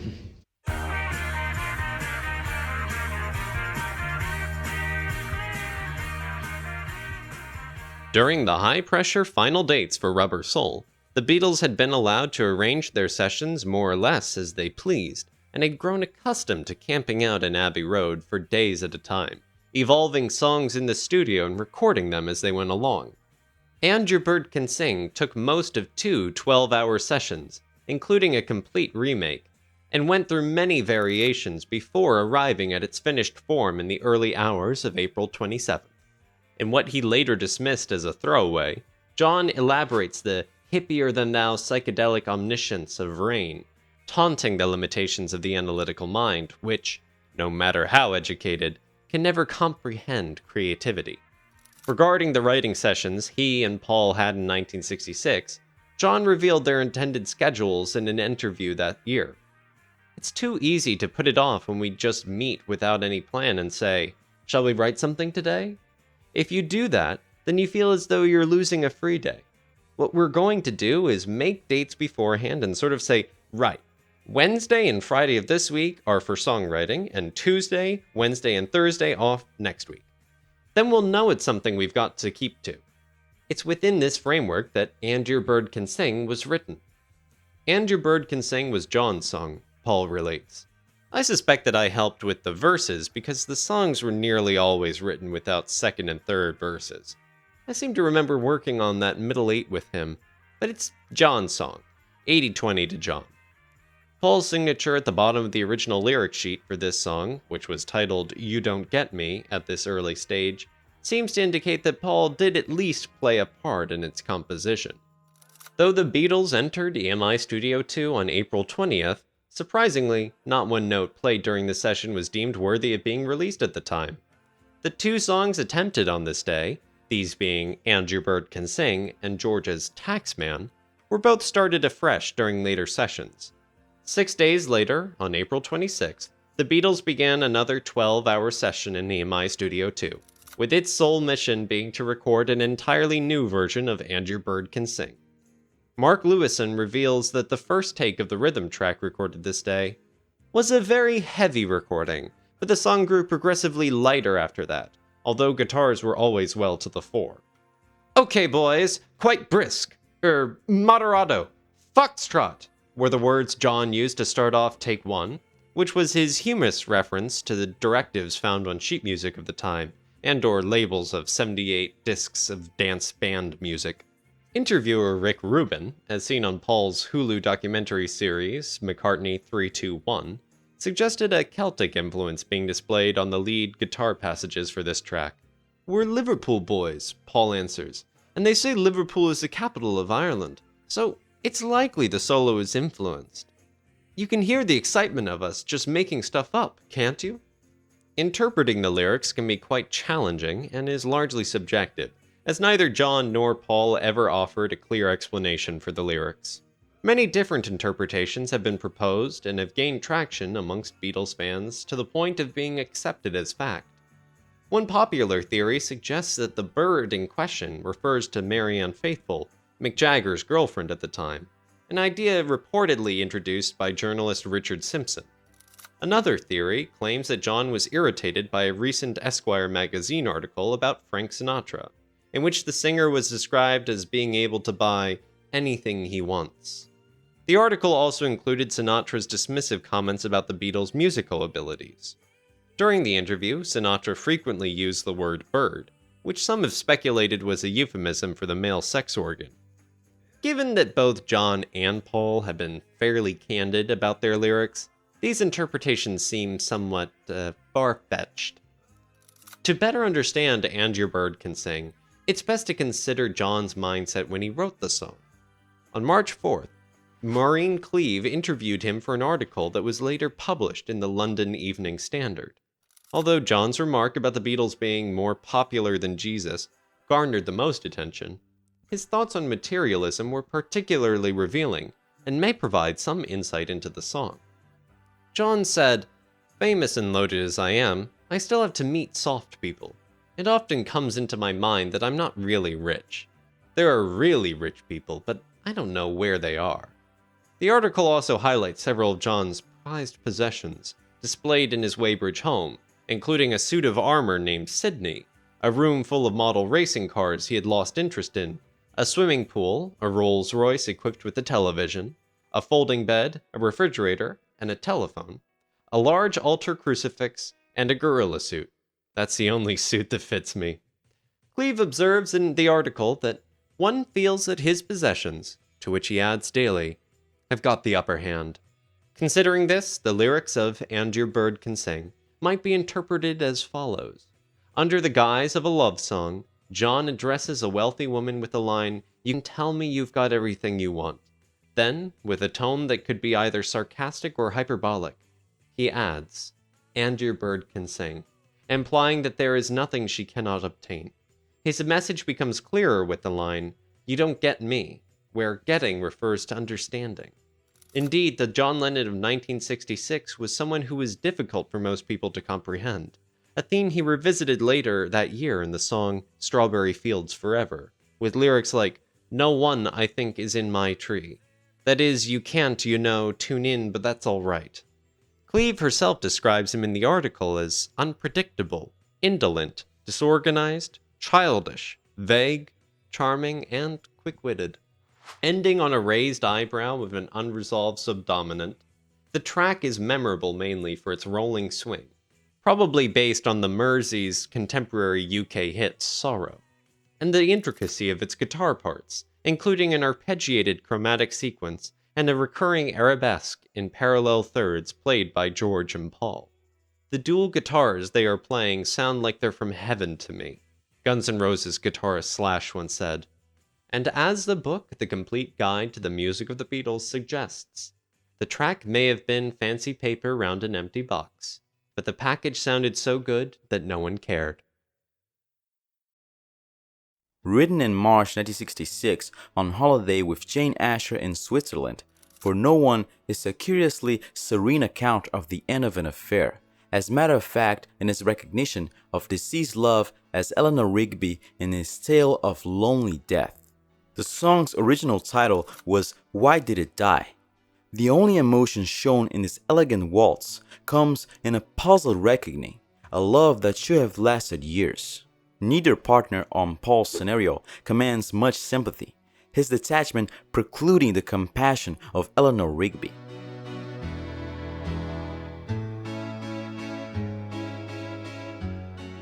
I remember the descending bass line trick that it's based on, Paul said.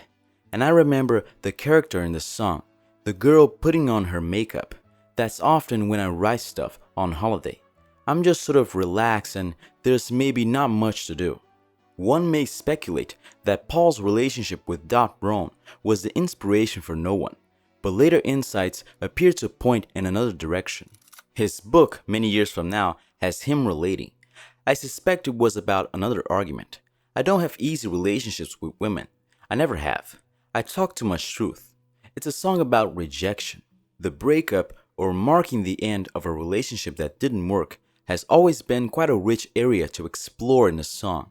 Jane Asher and I were together for around 5 years, so at the back of my mind I expected to marry her, but as the time got closer I think I also realized it wasn't right. In this instance, Paul once again mentions an argument, which could very well indicate that his Switzerland vacation could have been filled with disagreements between him and Jane, resulting in the composer excusing himself to the bathroom to write his song about the doubts he was having about their relationship. Paul, is it true you're going to get engaged to Jane Asher?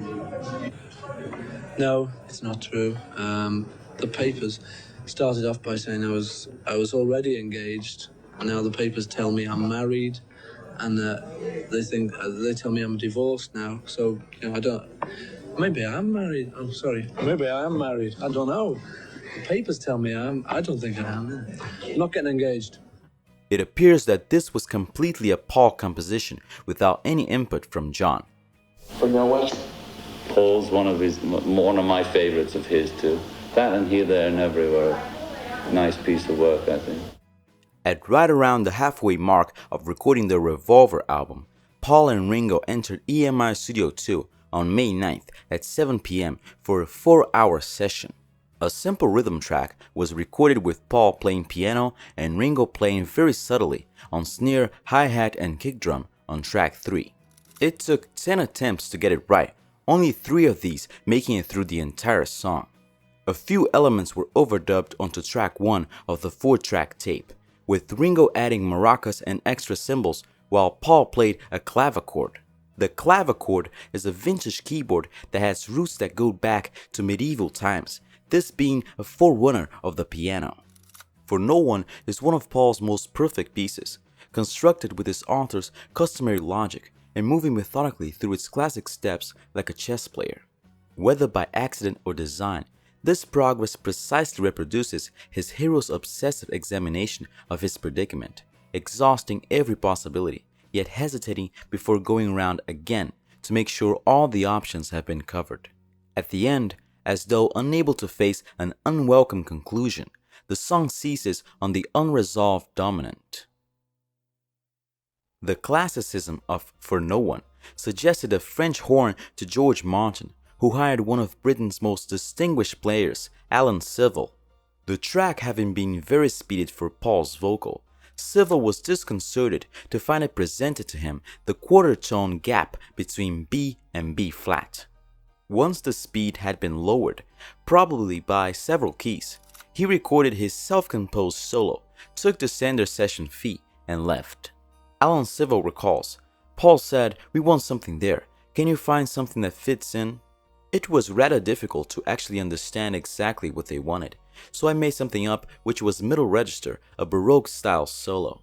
I played it several times, each take wiping out the previous attempt. For me, it was just another day's work, the third session that day in fact, but it was very interesting. Engineer Jeff Emmerich remembers, Alan was under a lot of pressure doing that overdub, because it was so hard to hit the high note in the solo.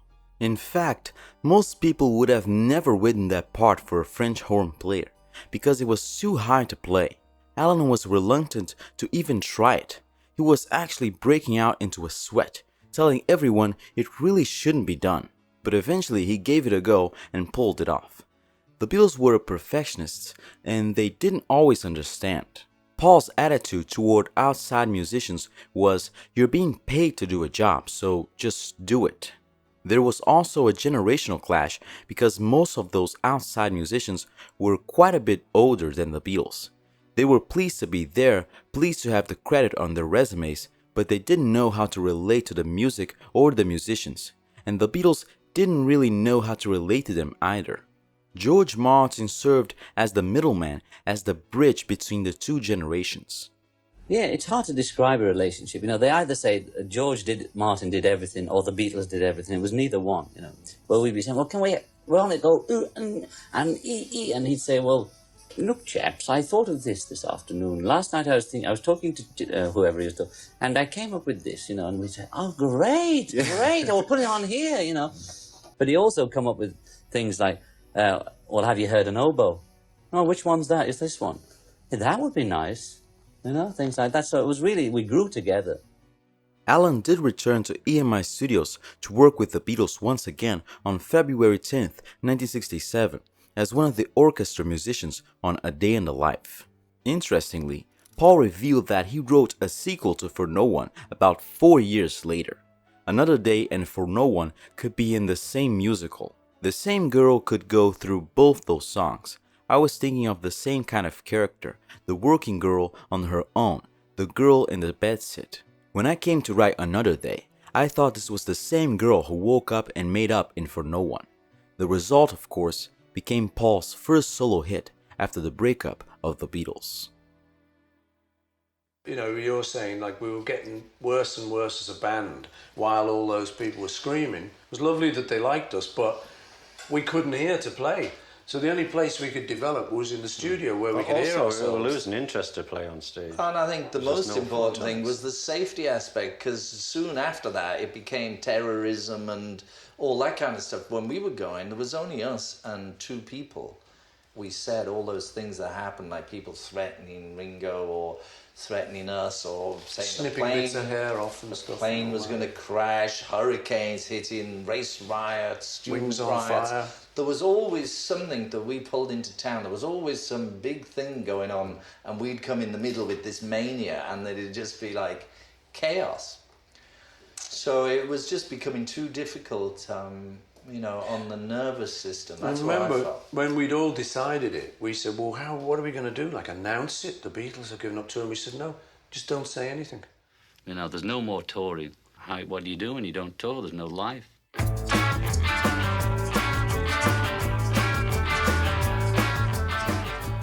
Dr. Robert, though minor, is one of the Beatles' most incisive pieces, concerning a New York doctor who habituated his socialite clients to narcotics by mixing methadone with vitamin shots. The song shifts key evasively, stabilizing only in its bridge, an evangelical sales pitch backed by a pious harmonium and warbling choir boys. While there are many examples of drug references in Beatles songs, this was the first obvious one. Only the naive would have thought that Dr. Robert was a song about John's family physician. But then again, younger fans may have just thought that. John's longtime friend Pete Shotton remembers, "When John first played me the acetate of Dr. Robert, he seemed beside himself with glee over the prospect of millions of record buyers innocently singing along."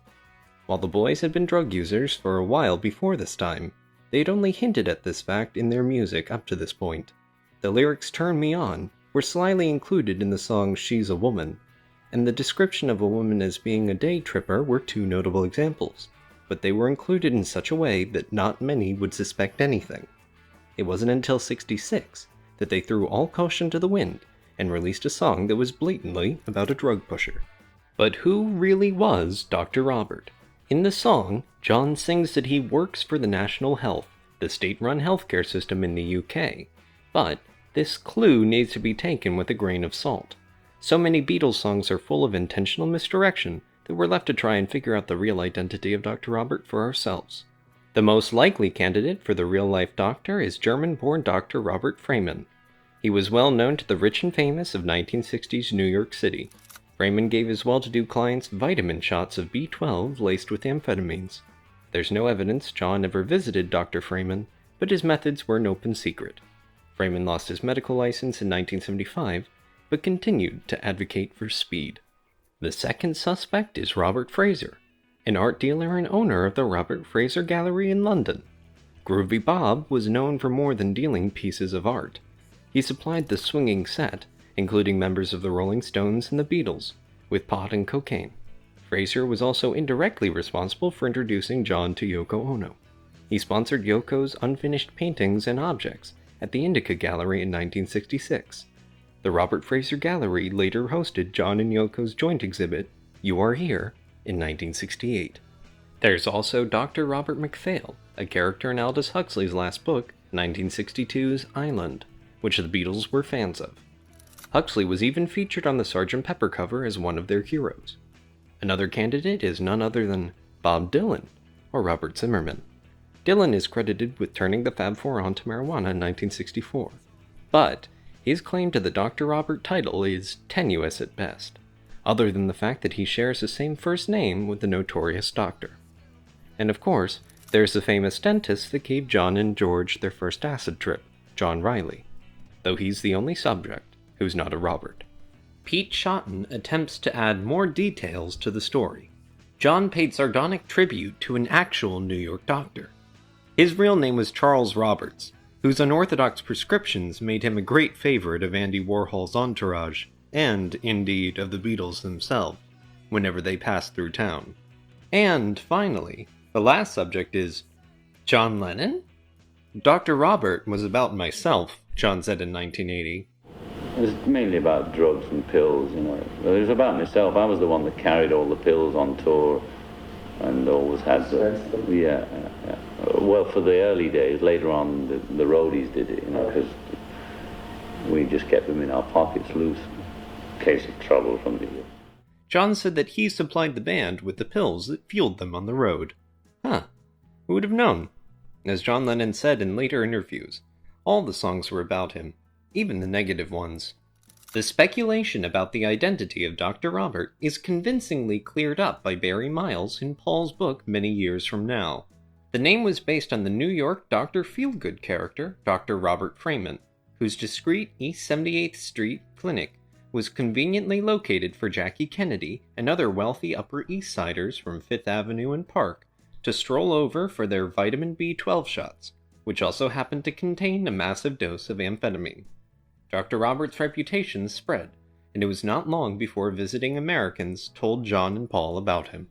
Interestingly, According to Albert Goldman's book, The Lives of John Lennon, Yoko Ono paid a visit to Dr. Freeman's New York office on April 22, 1980, still in business despite his malpractice claim in 1975, to acquire morphine to assist her with her heroin addiction.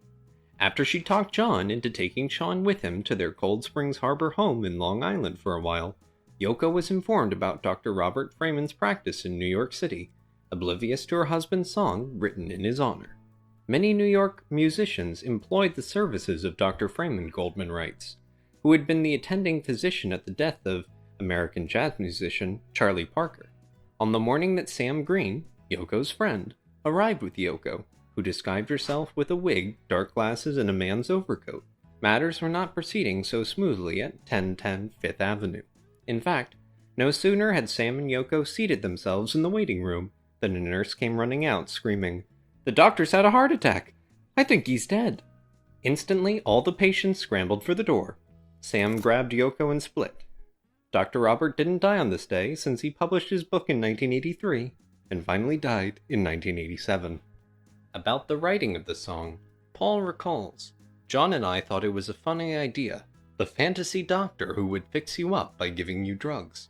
It was a parody on that idea. Just a piss take. The lyric, 'Take a drink from his special cup,' may be a sly reference to John and George's first LSD experience in 1965, when the drug was slipped into their coffee by a dentist they were visiting. The track was done in 2 days, the 17th and the 19th of April.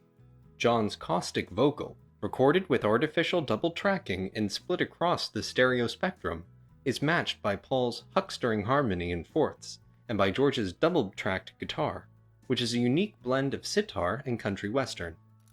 An awful long time was spent on the recording studio just to perform vocals for this track. Jeff Emmerich remembers, "Looking back, I think one of the reasons I was able to come up with so many innovative sounds on Revolver was the sheer amount of time George Martin spent in the studio working out complex vocal harmonies with John, Paul, and George. It was a long process, but the results were always spectacular. The four of them would gather around the piano for hours on end, practicing their parts endlessly. The song can also be heard as a rebellious message from John's subconscious concerning the trustworthiness of Dr. Timothy Leary. But as Paul said in '67, Dr. Robert is like a joke." George once said, "All I needed to do was keep on writing, and maybe eventually I would write something good." And it seems he was spot on. His songwriting talent truly flourished in 1966, and it was a rare occurrence to have 3 of his tracks on a single Beatles album. While many focus on George's deep dive into Eastern influences by that time, the 3 songs he contributed to Revolver highlight his range of musical styles.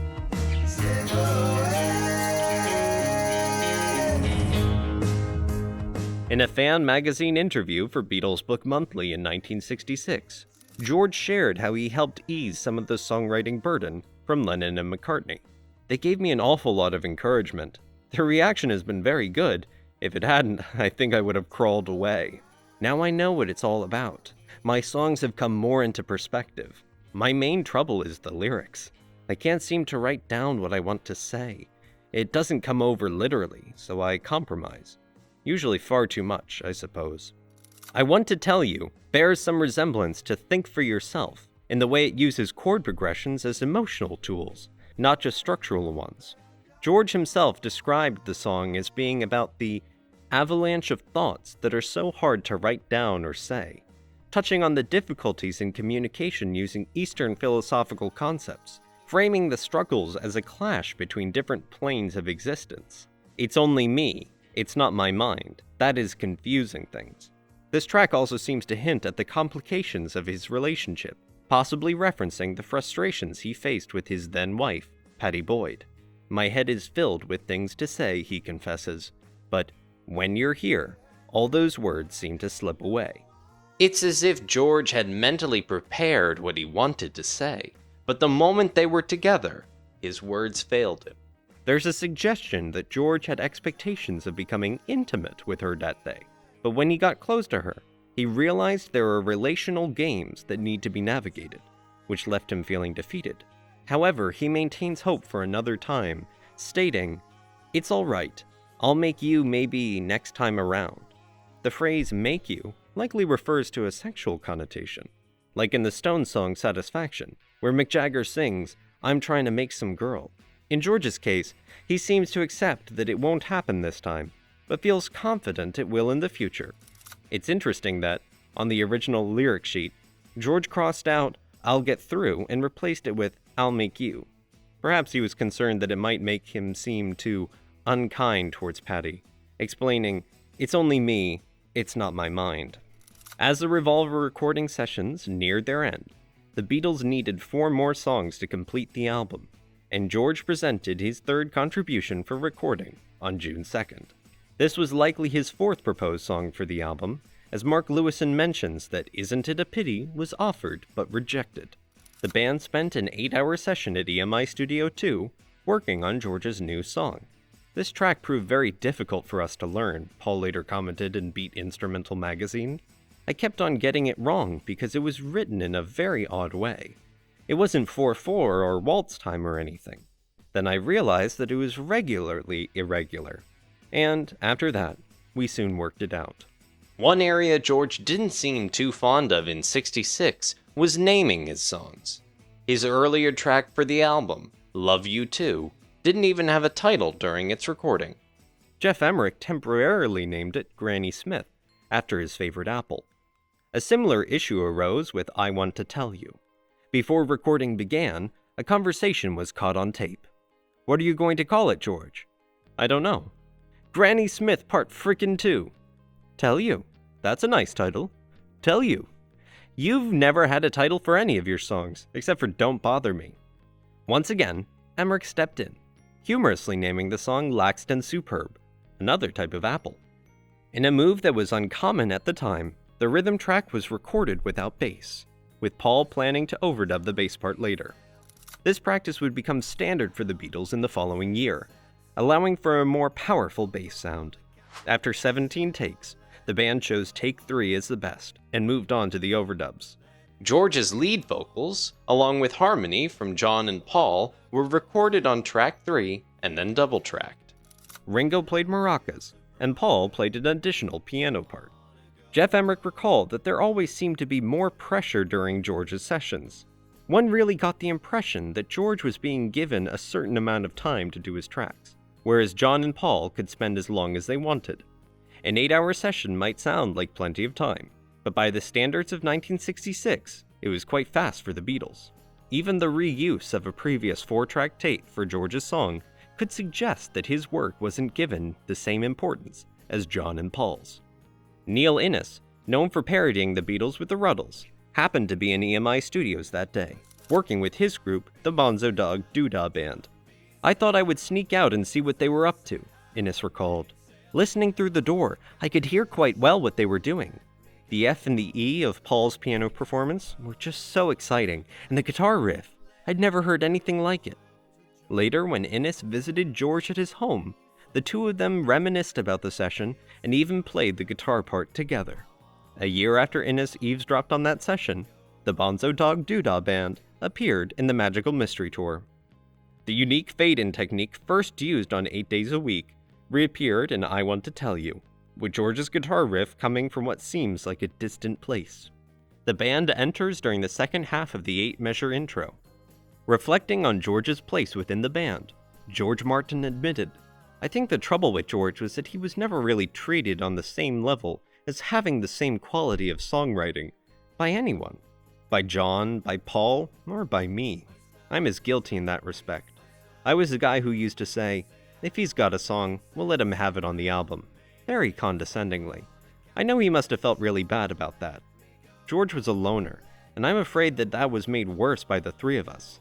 I'm sorry about that now." Well, better late than never.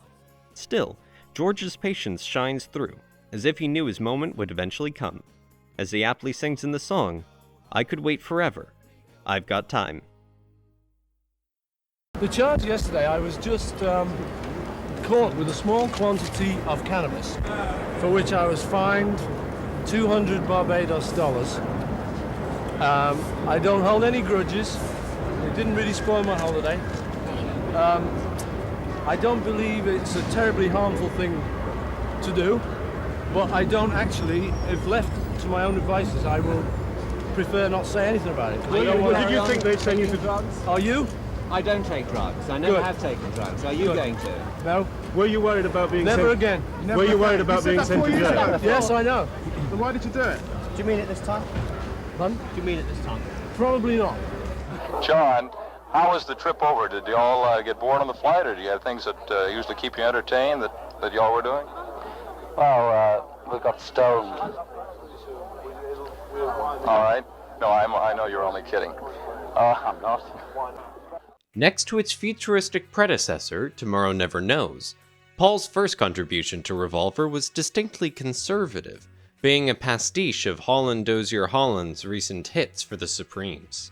He and Jane Asher were often seen in such London nightclubs as the Bag of Nails in Kingly Street, Soho, where they first heard the leading English soul jazz stylist Georgie Fame. When it came to adding brass to Got to Get You Into My Life, Paul hired two of Fame's group, the Blue Flames, Eddie Thornton and Peter Coe.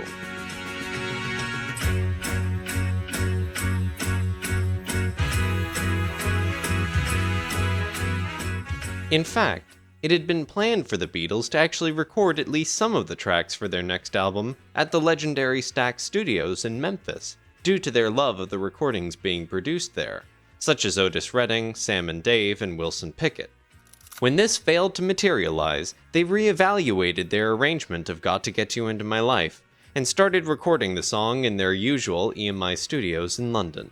Interestingly, it was then proposed to record at Stax when the Beatles were due to appear live in Memphis during their American tour in the August of 1966, which was after Revolver had been released, and therefore earmarked for their next album.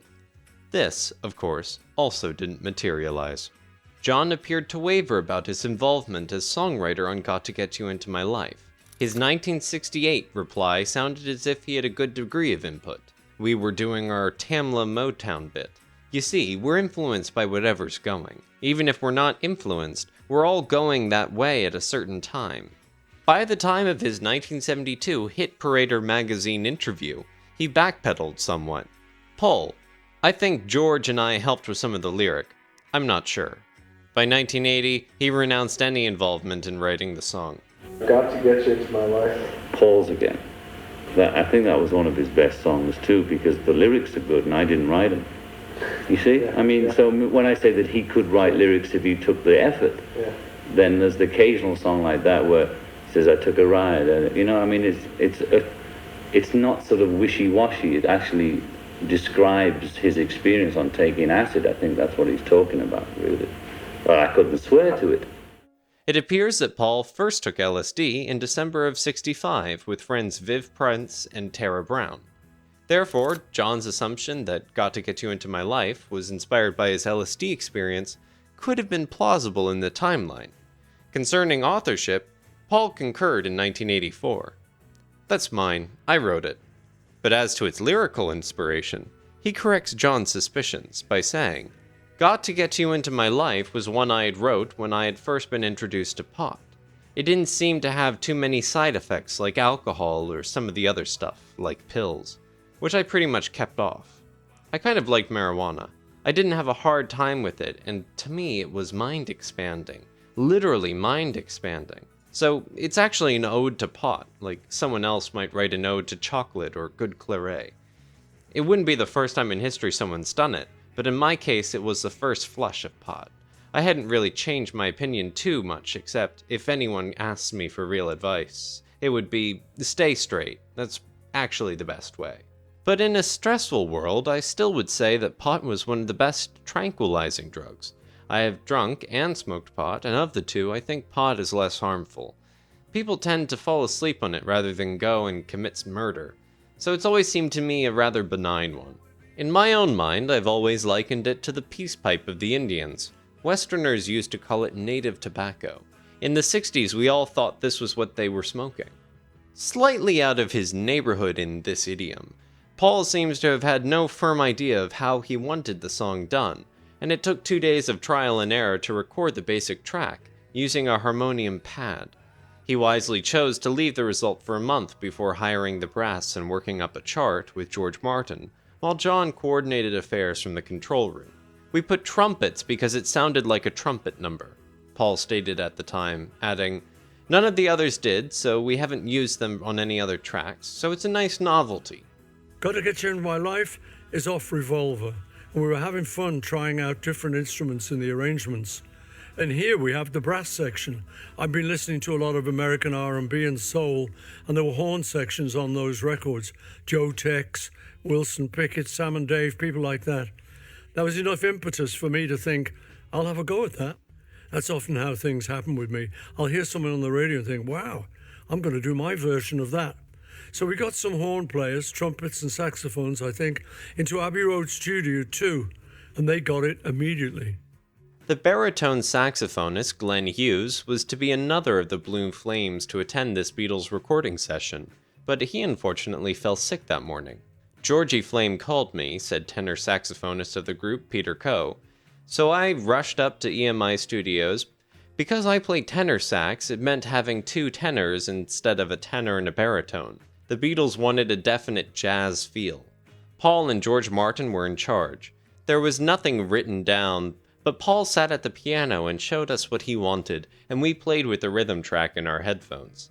I remember that we tried it a few times to get the feel right, and then John Lennon, who was in the control room, suddenly rushed out, stuck his thumb aloft and shouted, "Got it!"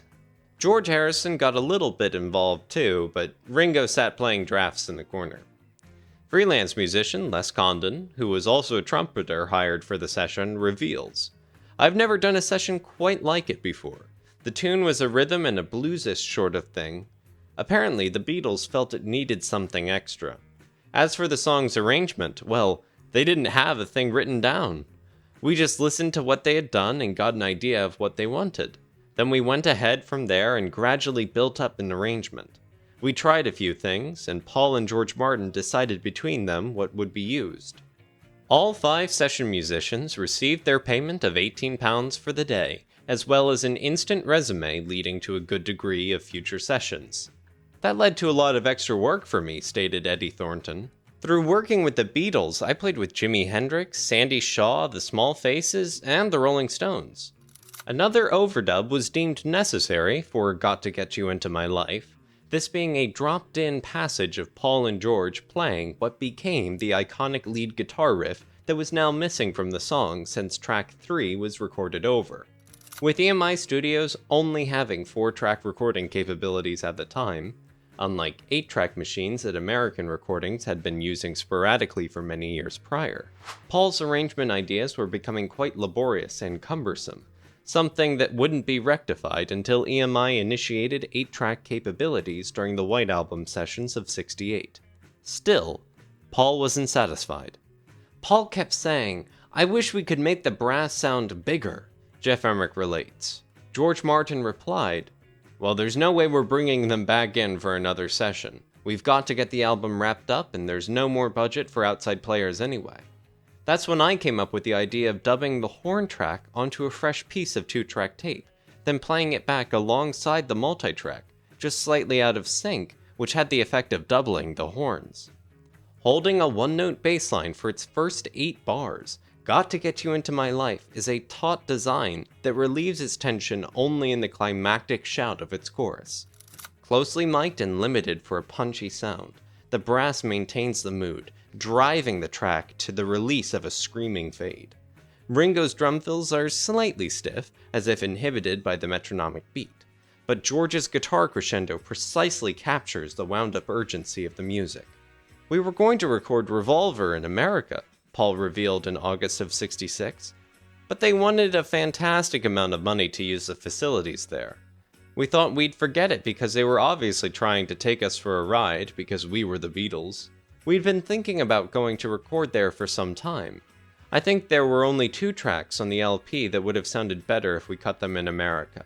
Taxman and Got to Get You Into My Life. Because they needed that raw quality that you just can't get in this country for some reason." It's been documented that Steve Cropper was indeed earmarked to produce the album, but that manager Brian Epstein had canceled the Memphis sessions because of security problems. One can only imagine how Got to Get You Into My Life might have sounded with this legendary guitarist/musician involved, undoubtedly recruiting horn players Wayne Jackson and Andrew Love, as heard on the Beatles' favorite Stax recordings by Sam and Dave, Wilson Pickett, and Otis Redding. As it is, the innovative work of George Martin and Geoff Emerick back at EMI Studios in London did bring amazing results. As Paul himself stated in 1966, "When we finished Revolver, we realized that we had found a new British sound, almost by accident. A fortunate accident, I'm sure most will agree." What we had to get into our lives, it seems, was marijuana. Until we happened upon marijuana, we'd been drinking men. We were introduced to grass when we were in the US, and it blew our tiny little minds. I've touched on this before, but exactly what happened is that we were in a hotel suite, maybe in New York around the summer of '64, and Bob Dylan turned up with his roadie, the kind of guy who was more than a roadie, an assistant, friend, sidekick. He'd just released another side of Bob Dylan, and we were just drinking, as usual, having a little party. We'd ordered drinks from room service, scotch and coke, and French wine were our things back then. And Bob had disappeared into a back room. We thought maybe he'd gone to the toilet, but then Ringo came out of that back room looking a bit strange. He said, "I've just been with Bob, and he's got some pot," or whatever you called it then. And we said, "Oh, what's it like?" And he said, "Well, the ceiling is sort of moving, coming down," and that was enough. After Ringo said that, the other three of us leapt into the back room where Dylan was, and he gave us a puff on a joint. We'd expected something instantaneous, so we kept puffing away and saying, "It's not working, is it?" And suddenly it was working, and we were giggling, laughing at each other. I remember George trying to get away, and I was sort of running after him.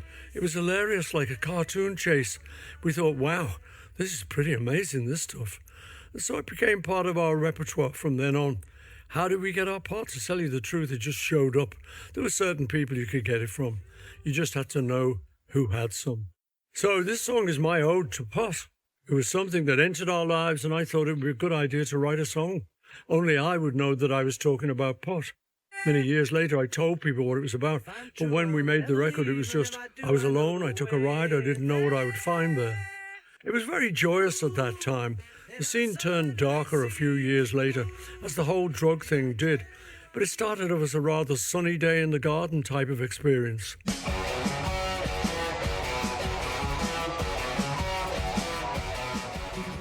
When working on an LP, it was customary for the Beatles to pick out the song with the most commercial potential to release as a single, leaving it off the album. George Martin received a memo from EMI Brass, recalls Geoff Emerick, reminding him that a new Beatles single was soon due.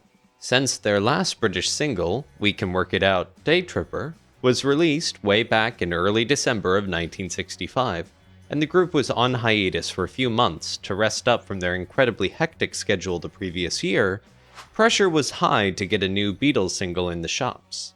John and Paul were immediately put to work, Emerick continues. Whoever wrote the stronger song, with George Martin as referee, would win the prize, the prestigious A-side. At the time, however, the group was more focused on exploring studio techniques than churning out hits.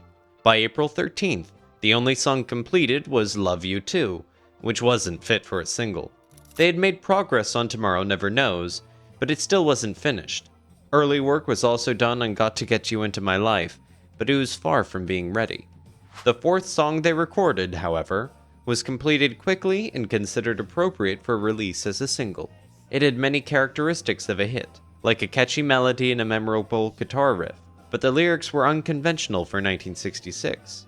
Instead of romance, the song referenced a dirty man, whose clinging wife doesn't understand. Still, Paperback Writer was released as their next single and became a chart topper worldwide. It's not one of our best songs, John confessed at the time, but it was the only one that we had ready for the record release date.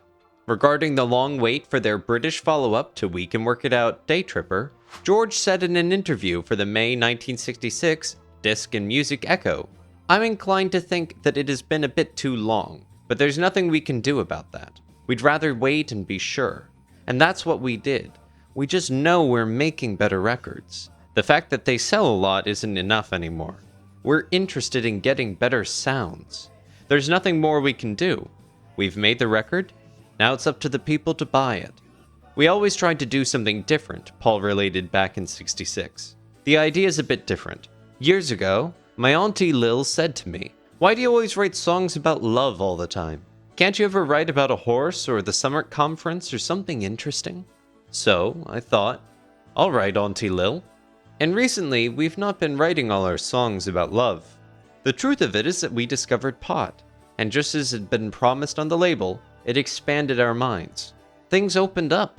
We realized that it didn't just have to be, "Thank you, girl, from me to you, she love you." It didn't have to be that simple anymore. We were on the lookout for the kind of subject that hadn't really been the stuff of popular song. This realization coincided with the fact that I was now bumping into writers on the cocktail circuit. Kingsley Amis, John Mortimer, Penelope Mortimer, Harold Pinter, to name a few. These were the very people I was reading, and the people I was reading about. When I was younger, I used to go to Philip's Son and Nephew, our local bookstore in Liverpool. The London bookshops were almost as good as the guitar shops. There was so much to discover inside. I had this idea of being an aspiring writer, and I imagined writing a letter to the publishing company to extol my own virtues and try to sell myself. That's why the song starts, "Dear Sir or Madam." That was the way you opened a letter then. I set that to music. In the song, Paul asks the recipient of the letter, "Won't you read my book? It took me years to write." Paul explains that his book is based on a novel by a man named Lear, a likely reference to Edward Lear, the Victorian painter known for his nonsense poems, which John also admired. If you've ever read either of John's books, you'd understand why he would like Edward Lear's writings. Lear's limericks include this famous passage. "They dined on mince and slices of quince, which they ate with a runcible spoon, and hand in hand on the edge of the sand, they danced by the light of the moon." Paul recalled, "We loved all forms of wordplay. We loved the absurd. We loved the nonsensical, particularly the writings of Edward Lear. That's why he's name-checked on Paperback Writer." During early '66, the Beatles were heavily influenced by Indian music, particularly its use of a single chord throughout a composition. Paul remembered how they noticed. Did anyone realize that they didn't change chords?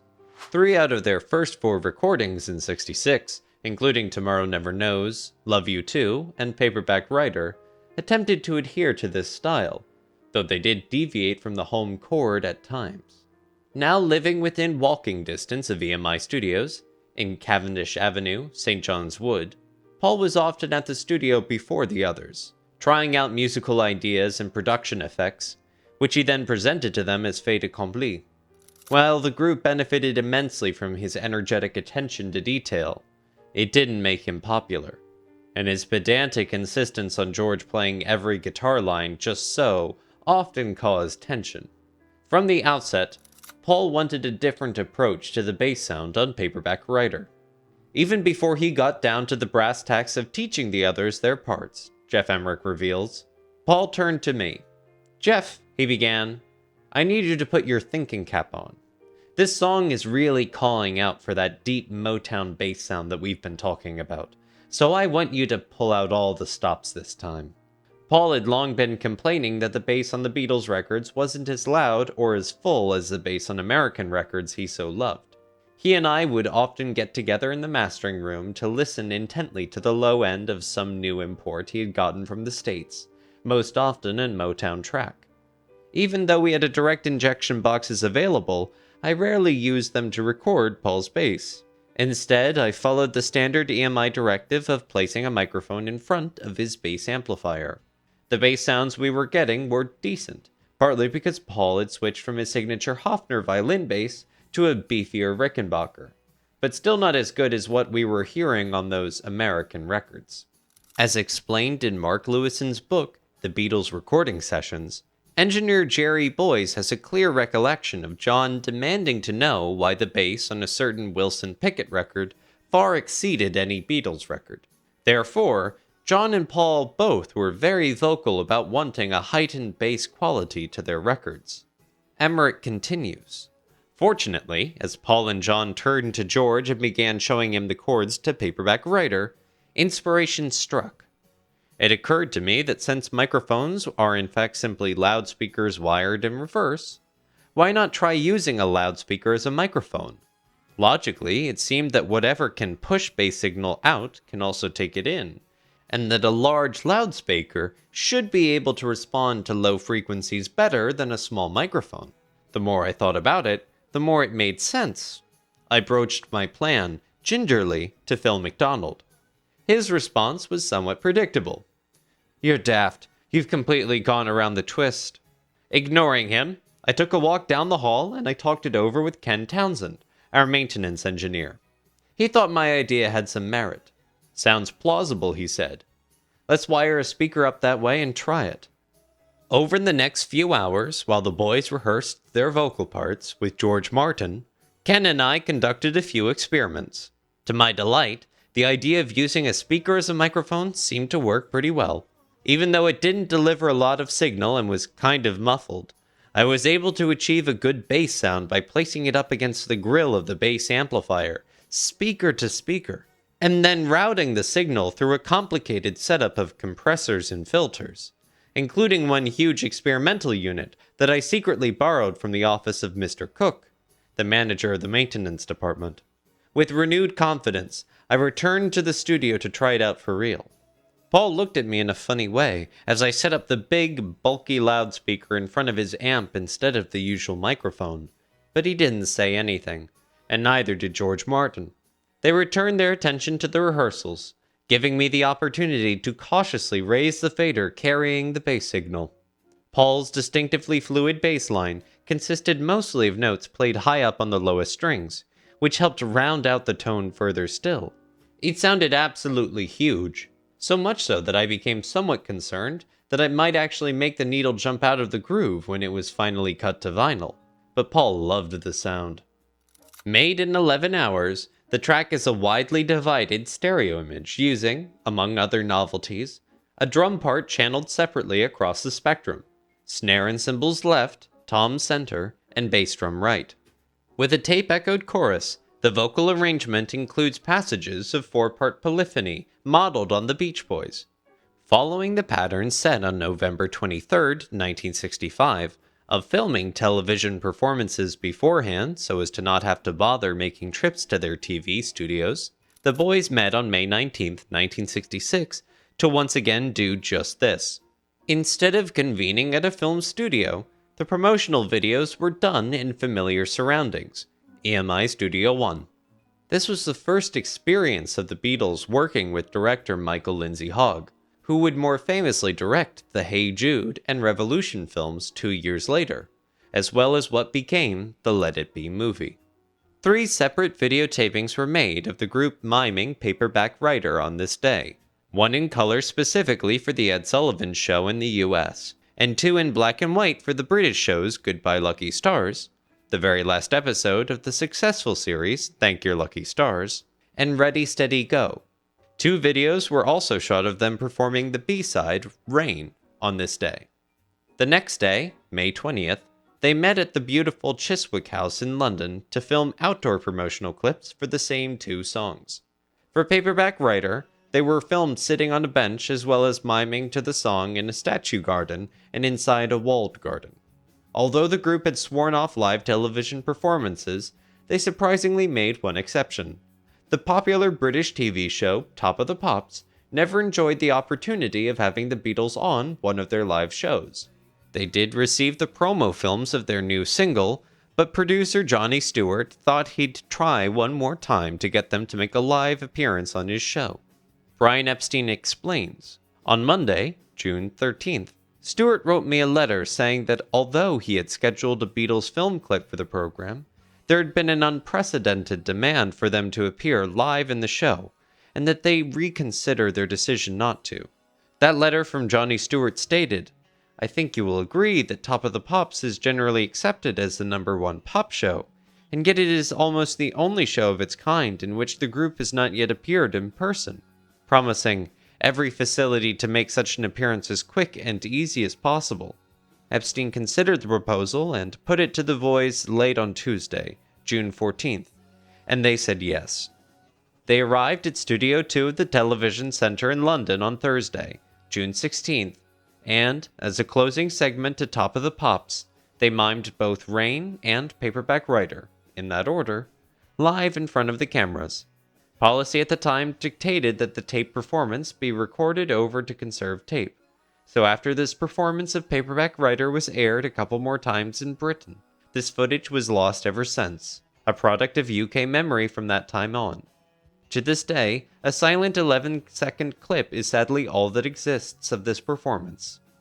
Though George referred to Day Tripper as a true rocker, and John described Ticket to Ride as a heavy metal record, Paperback Writer surpassed them both as their first single featuring a loud, distorted lead guitar. That's me again, the first backwards tape on any record anywhere. And that happened. That's the first record with backwards music on it. Before Hendrix, before The Who, before any stuff. I'd made the basic track, and as I do here, only now it's on cassette, I would take a 7.5 rough mix home. I was so stoned out my mind on marijuana that I got back to the house, and as I usually do, I listened to immediately what I've done that day. I put it on, somehow I got it on backwards, and I sat there transfixed with the earphones on with a big hash joint, just listening, and the whole thing was backwards. And I was transfixed by the whole thing. And I ran in the next day and said, I know what to do with it. I know, listen to this, listen to that. I made them all play it backwards and said, I want that on the fade. I want that on the fade. And the fade is me singing backwards with the guitars going backwards. Share this now, if it's near, I can sing it now. That's great. Right?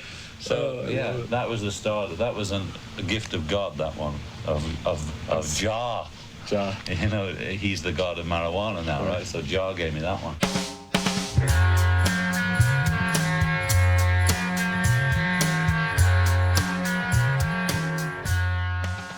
Rain expresses the vibrant lucidity of a benign LSD experience. The rain and the sun are the physical phenomena experienced in a condition of heightened consciousness, the record portraying a state of mind in which one is peacefully at home in an integrated universe.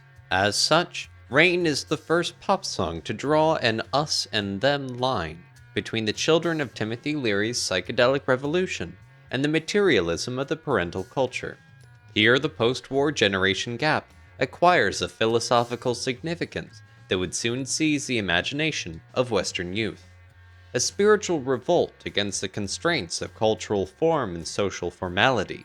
The hippie movement had been proclaimed at the Trips Festival in San Francisco 3 months before the Beatles went into EMI Studios to begin Revolver. The hippies, as psychedelic descendants of the free speech, anti-racist, anti-nuclear movements of the early 60s, rejected straight society in favor of a communal utopia in which sex was free, the intellect distrusted, and peaceful self-determination valued above all. LSD-inspired, the movement's underlying ideal was a return to Eden, a regaining of the unprejudiced vision of the child. While a similar vision is displayed in Rain, what redeems it is its acerbic quality. There is nothing innocent here. The observing eye is critical, and the song's chanting phrases verge on a sneer. Can you hear me? This is a song I wrote about people who are always moaning about the weather, John stated. You know, whatever it is, it's okay. It's meant to be.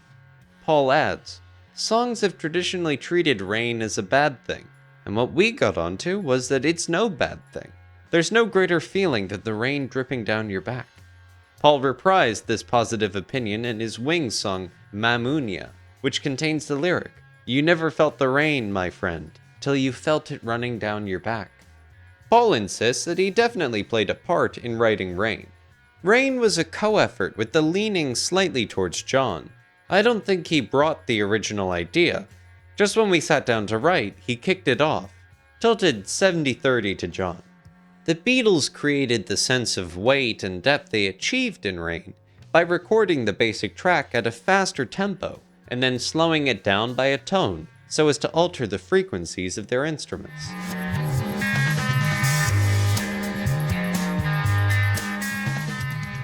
the result of 16 hours of careful bouncing down and overdubbing. This clangorously saturated texture resonates around Paul's bass, mixed large and played high in the style he had begun to explore in the final tracks for Rubber Soul. Above this, variegated and multi-tracked vocals clash symbolically as the guitars ring out C major against an unyielding G, a variation of the similar effect in If I Needed Someone. One of the things we discovered when playing around with loops on Tomorrow Never Knows was that the texture and depth of certain instruments sounded really good when slowed down, remembers Jeff Emmerich. With Rain, the Beatles played the rhythm track really fast, so that when the tape was played back at a normal speed, everything would be so much slower, changing the texture. If we'd recorded it at normal speed and then had to slow the tape down whenever we wanted to hear a playback, it would have been much more work. It all seems very simple now, and of course, tricks like this are easily accomplished in today's computers, but in 1966, it was a pretty revolutionary technique, one that we would repeatedly use to great effect on Beatles recordings. The drums became a giant drum kit, Paul explains. If you slow down on a footstep, it becomes a giant's footstep. It adds a few tons to the weight of the person. So we got a big, ponderous, thunderous backing. And then we worked on top of that as normal so that it didn't sound like a slowed down thing. It just had a big, ominous noise to it. It was nice. I really enjoyed that one. My favorite piece of Me is what I did on Rain, Ringo revealed. I think it was the first time I used this trick of starting a break by hitting the hi-hat first, instead of going directly to a drum off the hi-hat. I think it's the best out of all the records I've ever made. Rain blows me away. I feel as though that was someone else playing. I was possessed. Instrumentally, the two focuses of Rain are Ringo's superb soloistic drumming, which he reckons his best recorded performance, and Paul's high register bass, sometimes so inventive that it threatens to overwhelm the track. More significant for the Beatles' own style was an effect used in the fade-out, where the opening lines of the song are spooled backwards, a device discovered while playing with the loops made for Tomorrow Never Knows, suiting the sense of Rain by echoing the lyrics' mystic indifference to the phenomenal world. This backwards effect was, for a while, like the Leslie rotary speaker, applied to almost everything the boys recorded. Oh yes, do you consider that do you consider you think alike, or do you think differently and therefore help each other? We think nearly alike, but pretty differently at the same time. But I mean, we can write a song, say like Day Tripper, where we've got to write one, and at the same time be the same writing it. We can write it thinking the same thing about it. But if we each wrote it individually, it'd be a completely different song. A 5-month break from the studio for a popular recording group is usually a refreshing experience, used to reassess their artistic direction. This has actually become quite standard as time has progressed. A lot of bands today might take a 1-year or even a 2-year break before they make a new album, or even release a single. For the music industry of the 60s, though, 5 months was an eternity. The 13-hour marathon session of November 11th, 1965, yielded 2 amazingly melodic pop standards, and the finishing touches to 2 others, all of which graced the excellent Rubber Soul. John's main contribution on this day, namely the beautifully poignant Girl, exhibited a lyrical maturity that appeared to pave the way for further innovations from its composer. His creativity at this point was admittedly being fueled by his frequent use of softer drugs such as marijuana, but John's obsession with LSD in 1966 was to change his songwriting output drastically. I can't imagine anyone expecting what was next to come from John's pen nearly 5 months later. It seems that even his fellow bandmates were equally flabbergasted, but eager to blaze this new trail. Probably never before in pop music history could a 5-month break result in such a flagrant new direction as did the unveiling of what became Tomorrow Never Knows.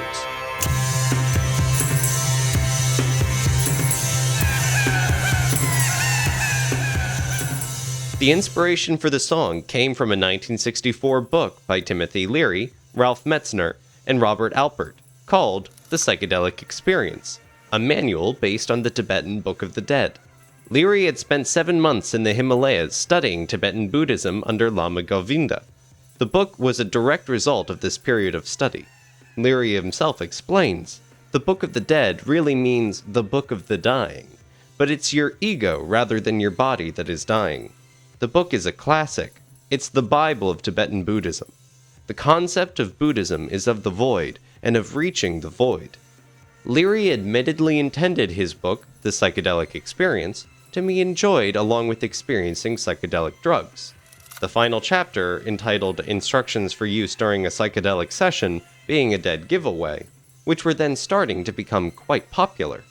Barry Miles, a close friend of the Beatles, ran Indica Books in London and, as requested by the boys, sent them significant pieces of literature concerning the countercultural when he obtained them. Miles remembered John visiting with Paul in search of something by Nietzsche. Having handed him the portable Nietzsche, Miles showed John a book that had just arrived, the Tibetan Book of the Dead. John was delighted, Miles remembered, and curled up with the book in an old sofa that we had in the middle of the shop. For those who were newly enamored with LSD in the 60s, as John was, a thirst for deeper meaning was desired in order to make sense of the sensory images and unpredictable effects that were experienced when taking the drug. John took it with him on his vacation to Trinidad in January of '66. Before his flight, he recorded a spoken word tape in the attic studio of his Kenwood home, which was to be used for his intended purpose of personally delving deeper into the LSD experience. Leary suggests making such a tape to play back to yourself during an acid trip, the moment you sense you're moving into a dangerous course, which was John's experience in past trips. With the final chapter of Leary's book in front of him, John recorded, "Oh, John Lennon, the time has come for you to seek new levels of reality. Your ego and the rock and roll game are about to cease. You are about to stand face to face with the clear light. That which is called ego death is coming to you. This is now the hour of death and rebirth. Do not fear it. Surrender to it. Join it. It is part of you. You are part of it. Remember also, beyond the restless flowing electricity of life is the ultimate reality, the void." He was soon writing a song using some of the actual lines from Leary, including his description of the state of grace beyond reality, using the working title, The Void. The Void was the term employed by the translators of the Tibetan Book of the Dead for the region in which the soul finds itself after death. Paul relinquishes any doubt as to who was the entire composer of this track by saying, "Tomorrow Never Knows" was definitely John's. I remember John coming to Brian Epstein's house at 24 Chapel Street in Belgravia when we got back together after a break, and we were there for a meeting. George Martin was there, so it may have been to show George some new songs or to talk about the new album. John got his guitar out and started doing Tomorrow Never Knows, and it was all on one chord. This was because of our interest in Indian music. Normally, we'd say to George Martin, "Here, George, there's this song." There'd be a few chords, a few lyrics, a few bits of things you could understand, a hook, a riff. But this one was all on C. It never changed off C. This was one thing I always gave George Martin great credit for. He was a slightly older man, and we were pretty far out. But he didn't flinch at all when John played it to him. He just said, I see. Yes." He could have said, "Bloody hell, it's terrible." I think George was always intrigued to see what direction we'd gone in, probably in his mind thinking, "How can I make this into a record?" But by that point, he was starting to trust that we must know vaguely what we were doing. But the material was really outside of his realm.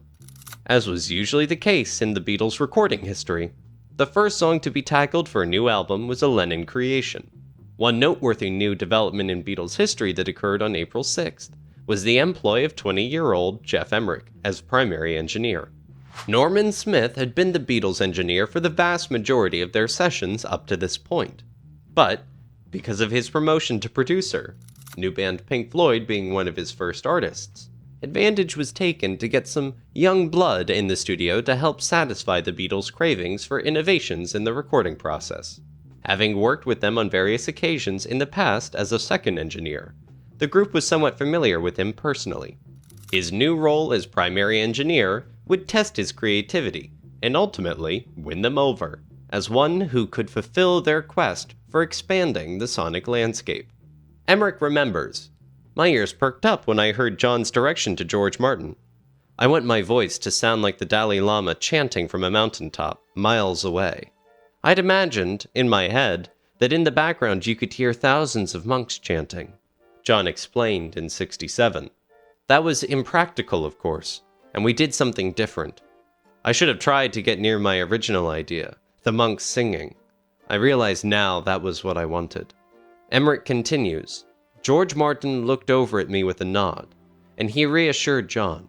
Got it. I'm sure Jeff and I will come up with something." Which meant, of course, that he was sure Jeff would come up with something. I looked around the room in a panic. I thought I had a vague idea of what John wanted, but I had no clear sense of how to achieve it. George Martin adds, "I knew that ordinary echo or reverb wouldn't work, because it would just be a very distant voice. We needed to have something a bit weird and metallic. I've never been to Tibet, but when I thought of Dalai Lama, I thought of alpenhorns, and I imagined what the voice would sound coming out of one of those long horns. In the meantime, John wanted to make a tape loop of himself on guitar and Ringo on drums, something that fortunately George Martin was familiar with, especially with his 1962 Raid Cathode release entitled Time Beat. I used to do a lot of experimenting with musique concrete, speeding up tapes, making funny noises, and plucking piano strings, that kind of thing."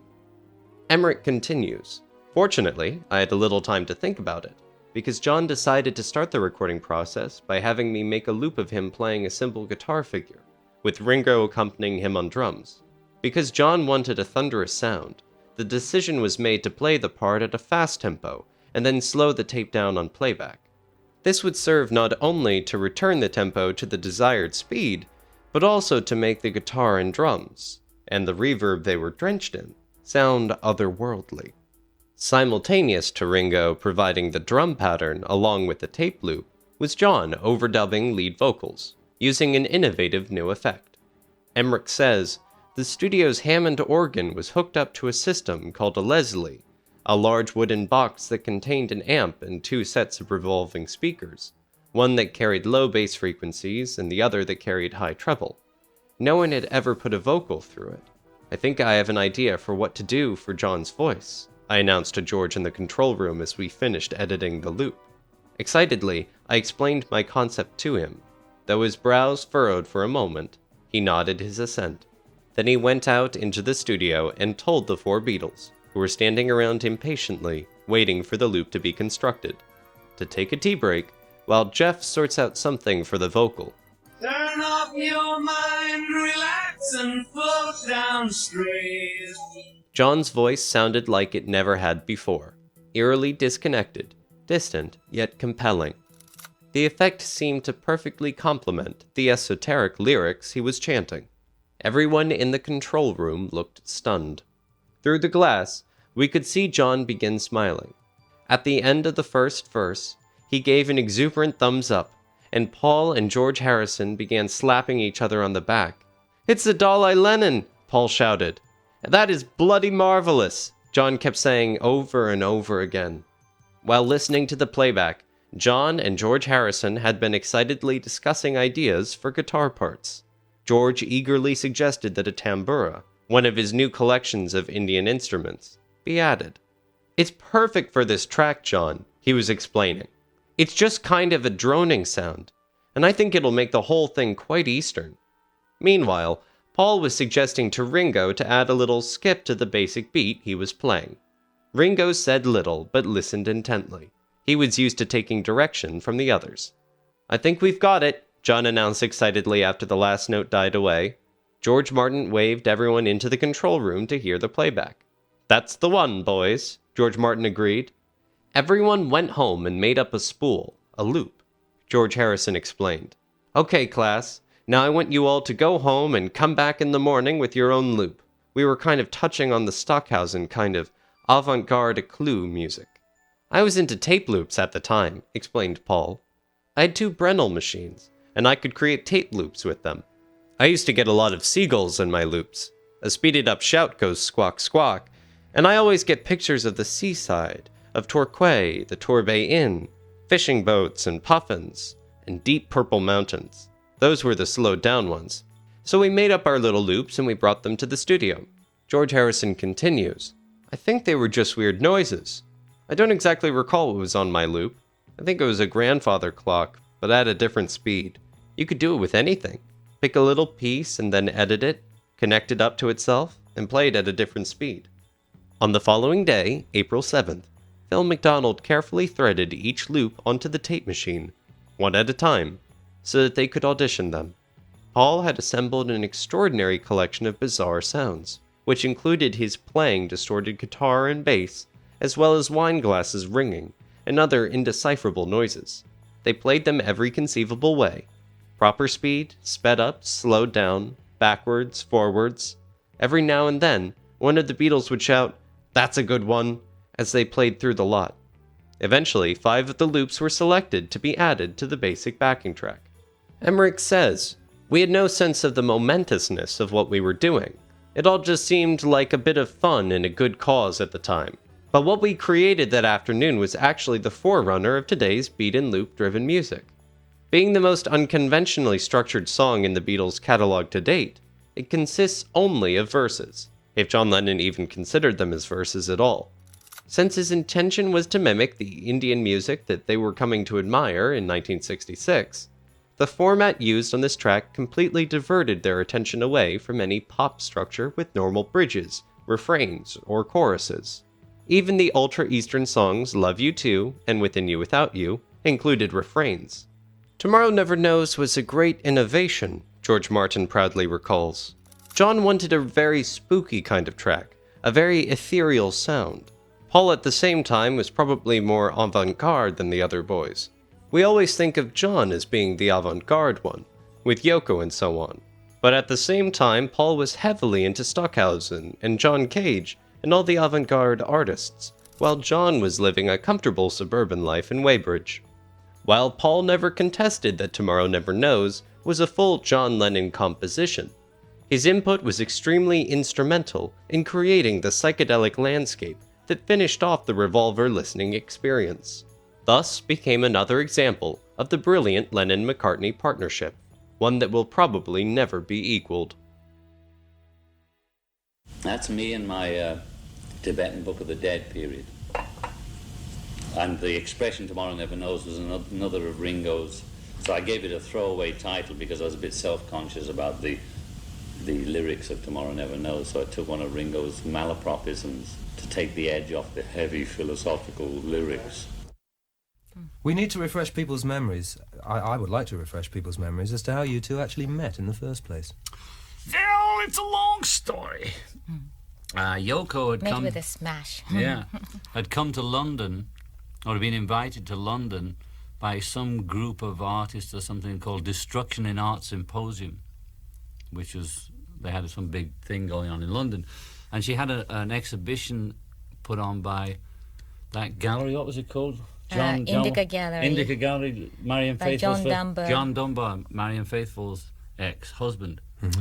And I used to go down there occasionally. I'd been down to see things like Takis, who'd made these flashing lights and sold them for a fortune, it'd be garbage. But they sent me this pamphlet, or he called me, I don't know which, about this Japanese girl from New York was going to be in a bag, doing this event or happening. I thought, sex. So I went down, and it was quite funny because I had a chauffeur-driven SS Cooper Mini with black windows. The chauffeur was about 8 foot tall, and the Mini drives up, a giant guy gets out and opens the door, and I go in, and it's the night before the opening, and...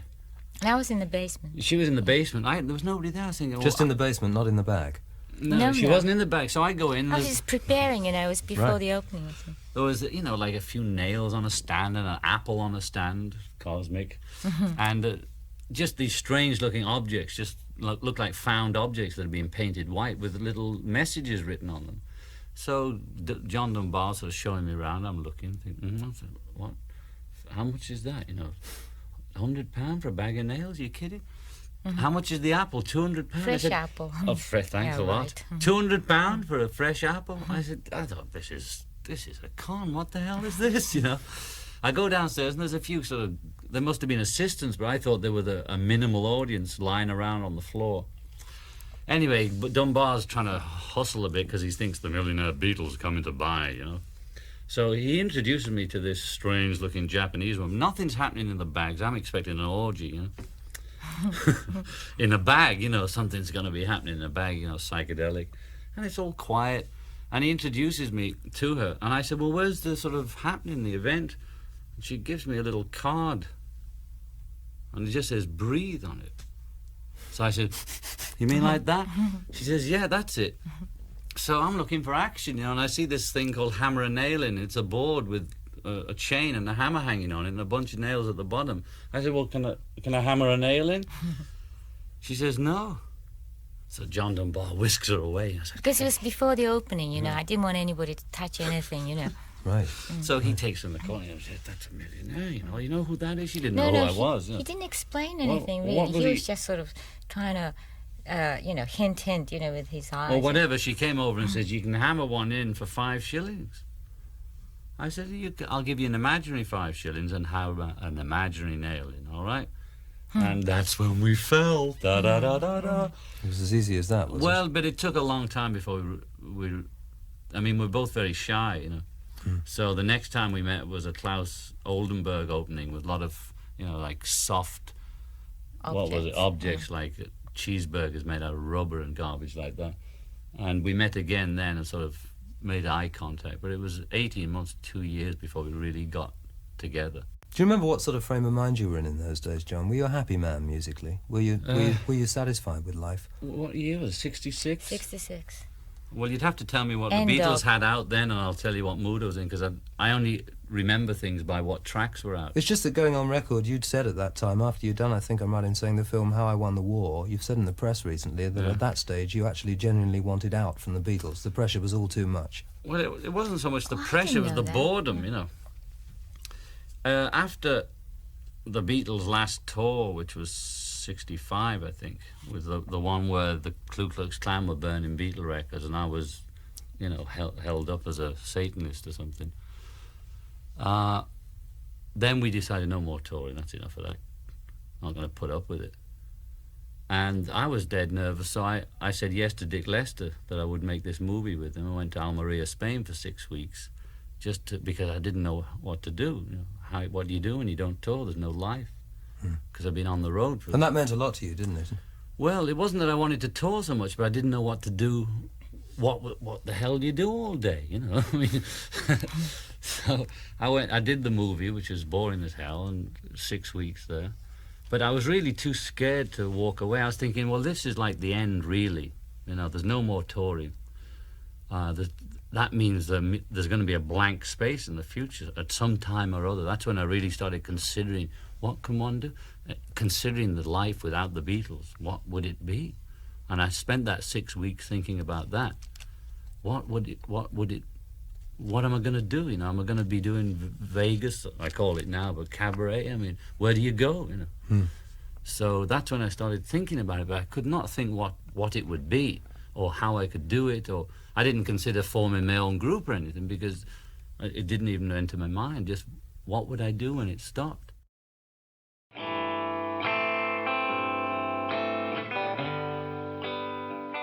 The album's title, much like Rubber Soul, plays on words, referring both to a type of firearm and the revolving motion of a vinyl record spinning on a turntable.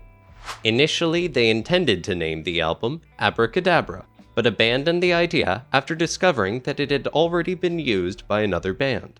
While exploring other options during their tour in Germany, John proposed 4 sides to the circle in response to Paul's suggestion of Magic Circle, while Ringo humorously offered After Geography, a nod to the Rolling Stones' recent Aftermath album. Other ideas thrown around included Bubble and Squeak, Beatles on Safari, Freewheeling Beatles, and The Pendulum, before they finally landed on Revolver. To design the cover for Revolver, the boys enlisted Klaus Vormann, a longtime friend from their Hamburg days. Vormann's space-themed collage of illustrations and photographs was a fitting match for the music, which echoed the Beatles' LSD experiences during the record's creation. Paul recalled, "We knew he drew and he'd been involved in graphic design. I must admit we didn't really know what he did, but he'd been to college. We knew he must be all right, and so we said, why don't you come up with something for the album cover?" In an interview with The Guardian, Vormann recounted John's approach during the Revolver sessions. He just said, "Got any ideas for a new album cover?" I thought, shh, doing a cover for the most famous band in the world? In moments like that, you could suddenly forget that they had once been scruffy little Liverpool boys. I thought, my God, I can't do that. The Beatles invited Vormann to EMI Studios to listen to their new recordings. Klaus was overwhelmed by the music.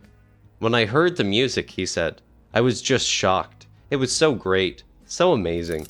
But it was frightening, because the last song that they played to me was Tomorrow Never Knows."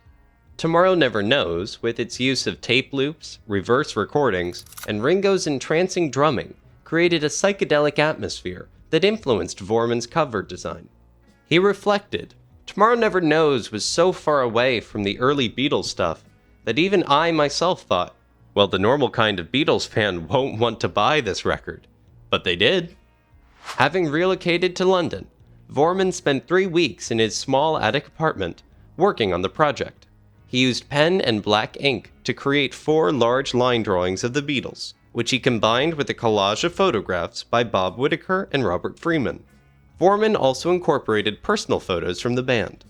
In choosing to work in black and white, I wanted not only to shock, but I also wanted for the work to stand out in a muddle of color. In his line drawings of the 4 Beatles, Vormann drew inspiration from the work of 19th century illustrator Aubrey Beardsley, who was highly influential on the fashion and design themes of the time. The drawings show each Beatle in another state of consciousness, such that the older images appear to be tumbling out from them. When he submitted his work to the Beatles, Brian Epstein was overjoyed that Vormann had managed to capture the experimental tone of the Beatles' new music. Paul loved the result, saying, "We were all very pleased with it. We liked the way there were these little things coming out of people's ears, and how he'd collage things on a small scale while the drawings were on a big scale. He also knew us well enough to capture us rather beautifully in the drawings. We were flattered." Vormann's work on Revolver won him a Grammy for Best Album Cover, though it did not make him wealthy. He noted that the Beatles record company paid him only about £50, which was approximately $140 in 1966. I would have done it for nothing, and I didn't feel I was in a position to make it hard for them by saying, "You have to pay me this or that much." They said £50 is the absolute limit for a record sleeve. That's what I got. The Beatles' recording journey, like that of many bands, was shaped not only by their own creativity, but also by external influences. Their competitive nature sometimes drove them to keep pace with or surpass figures like Bob Dylan or Brian Wilson. Yet the most pivotal external influence on the Beatles' evolution was a shift that led them to embrace studio work. While the transition started with Rubber Soul, it truly manifested in Revolver, a 35-minute masterpiece that demanded around 300 hours of studio time, an amount that far exceeded the 100 hours spent on Rubber Soul, and was almost unheard of for an album in 1966. George Martin, frustrated by EMI's refusal to raise his salary despite the immense profits he helped generate with the Beatles, resigned from the label in August 1965.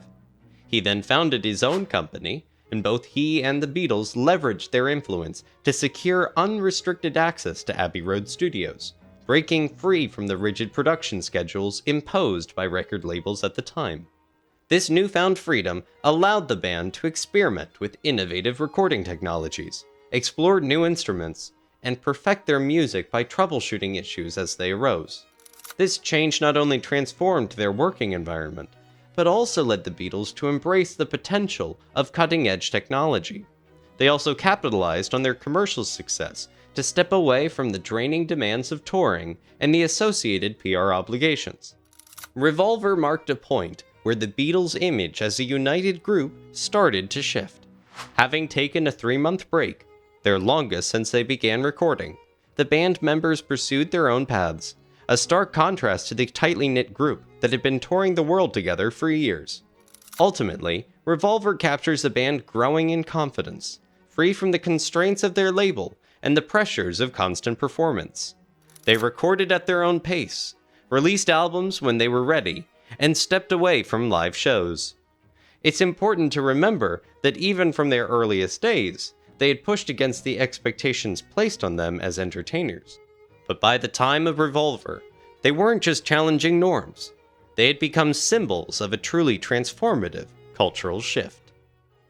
Thank you for watching. It takes a long time and effort to make these documentaries, so if you could please drop a like and a comment, it really helps out. That's all I have for you today. See you next time.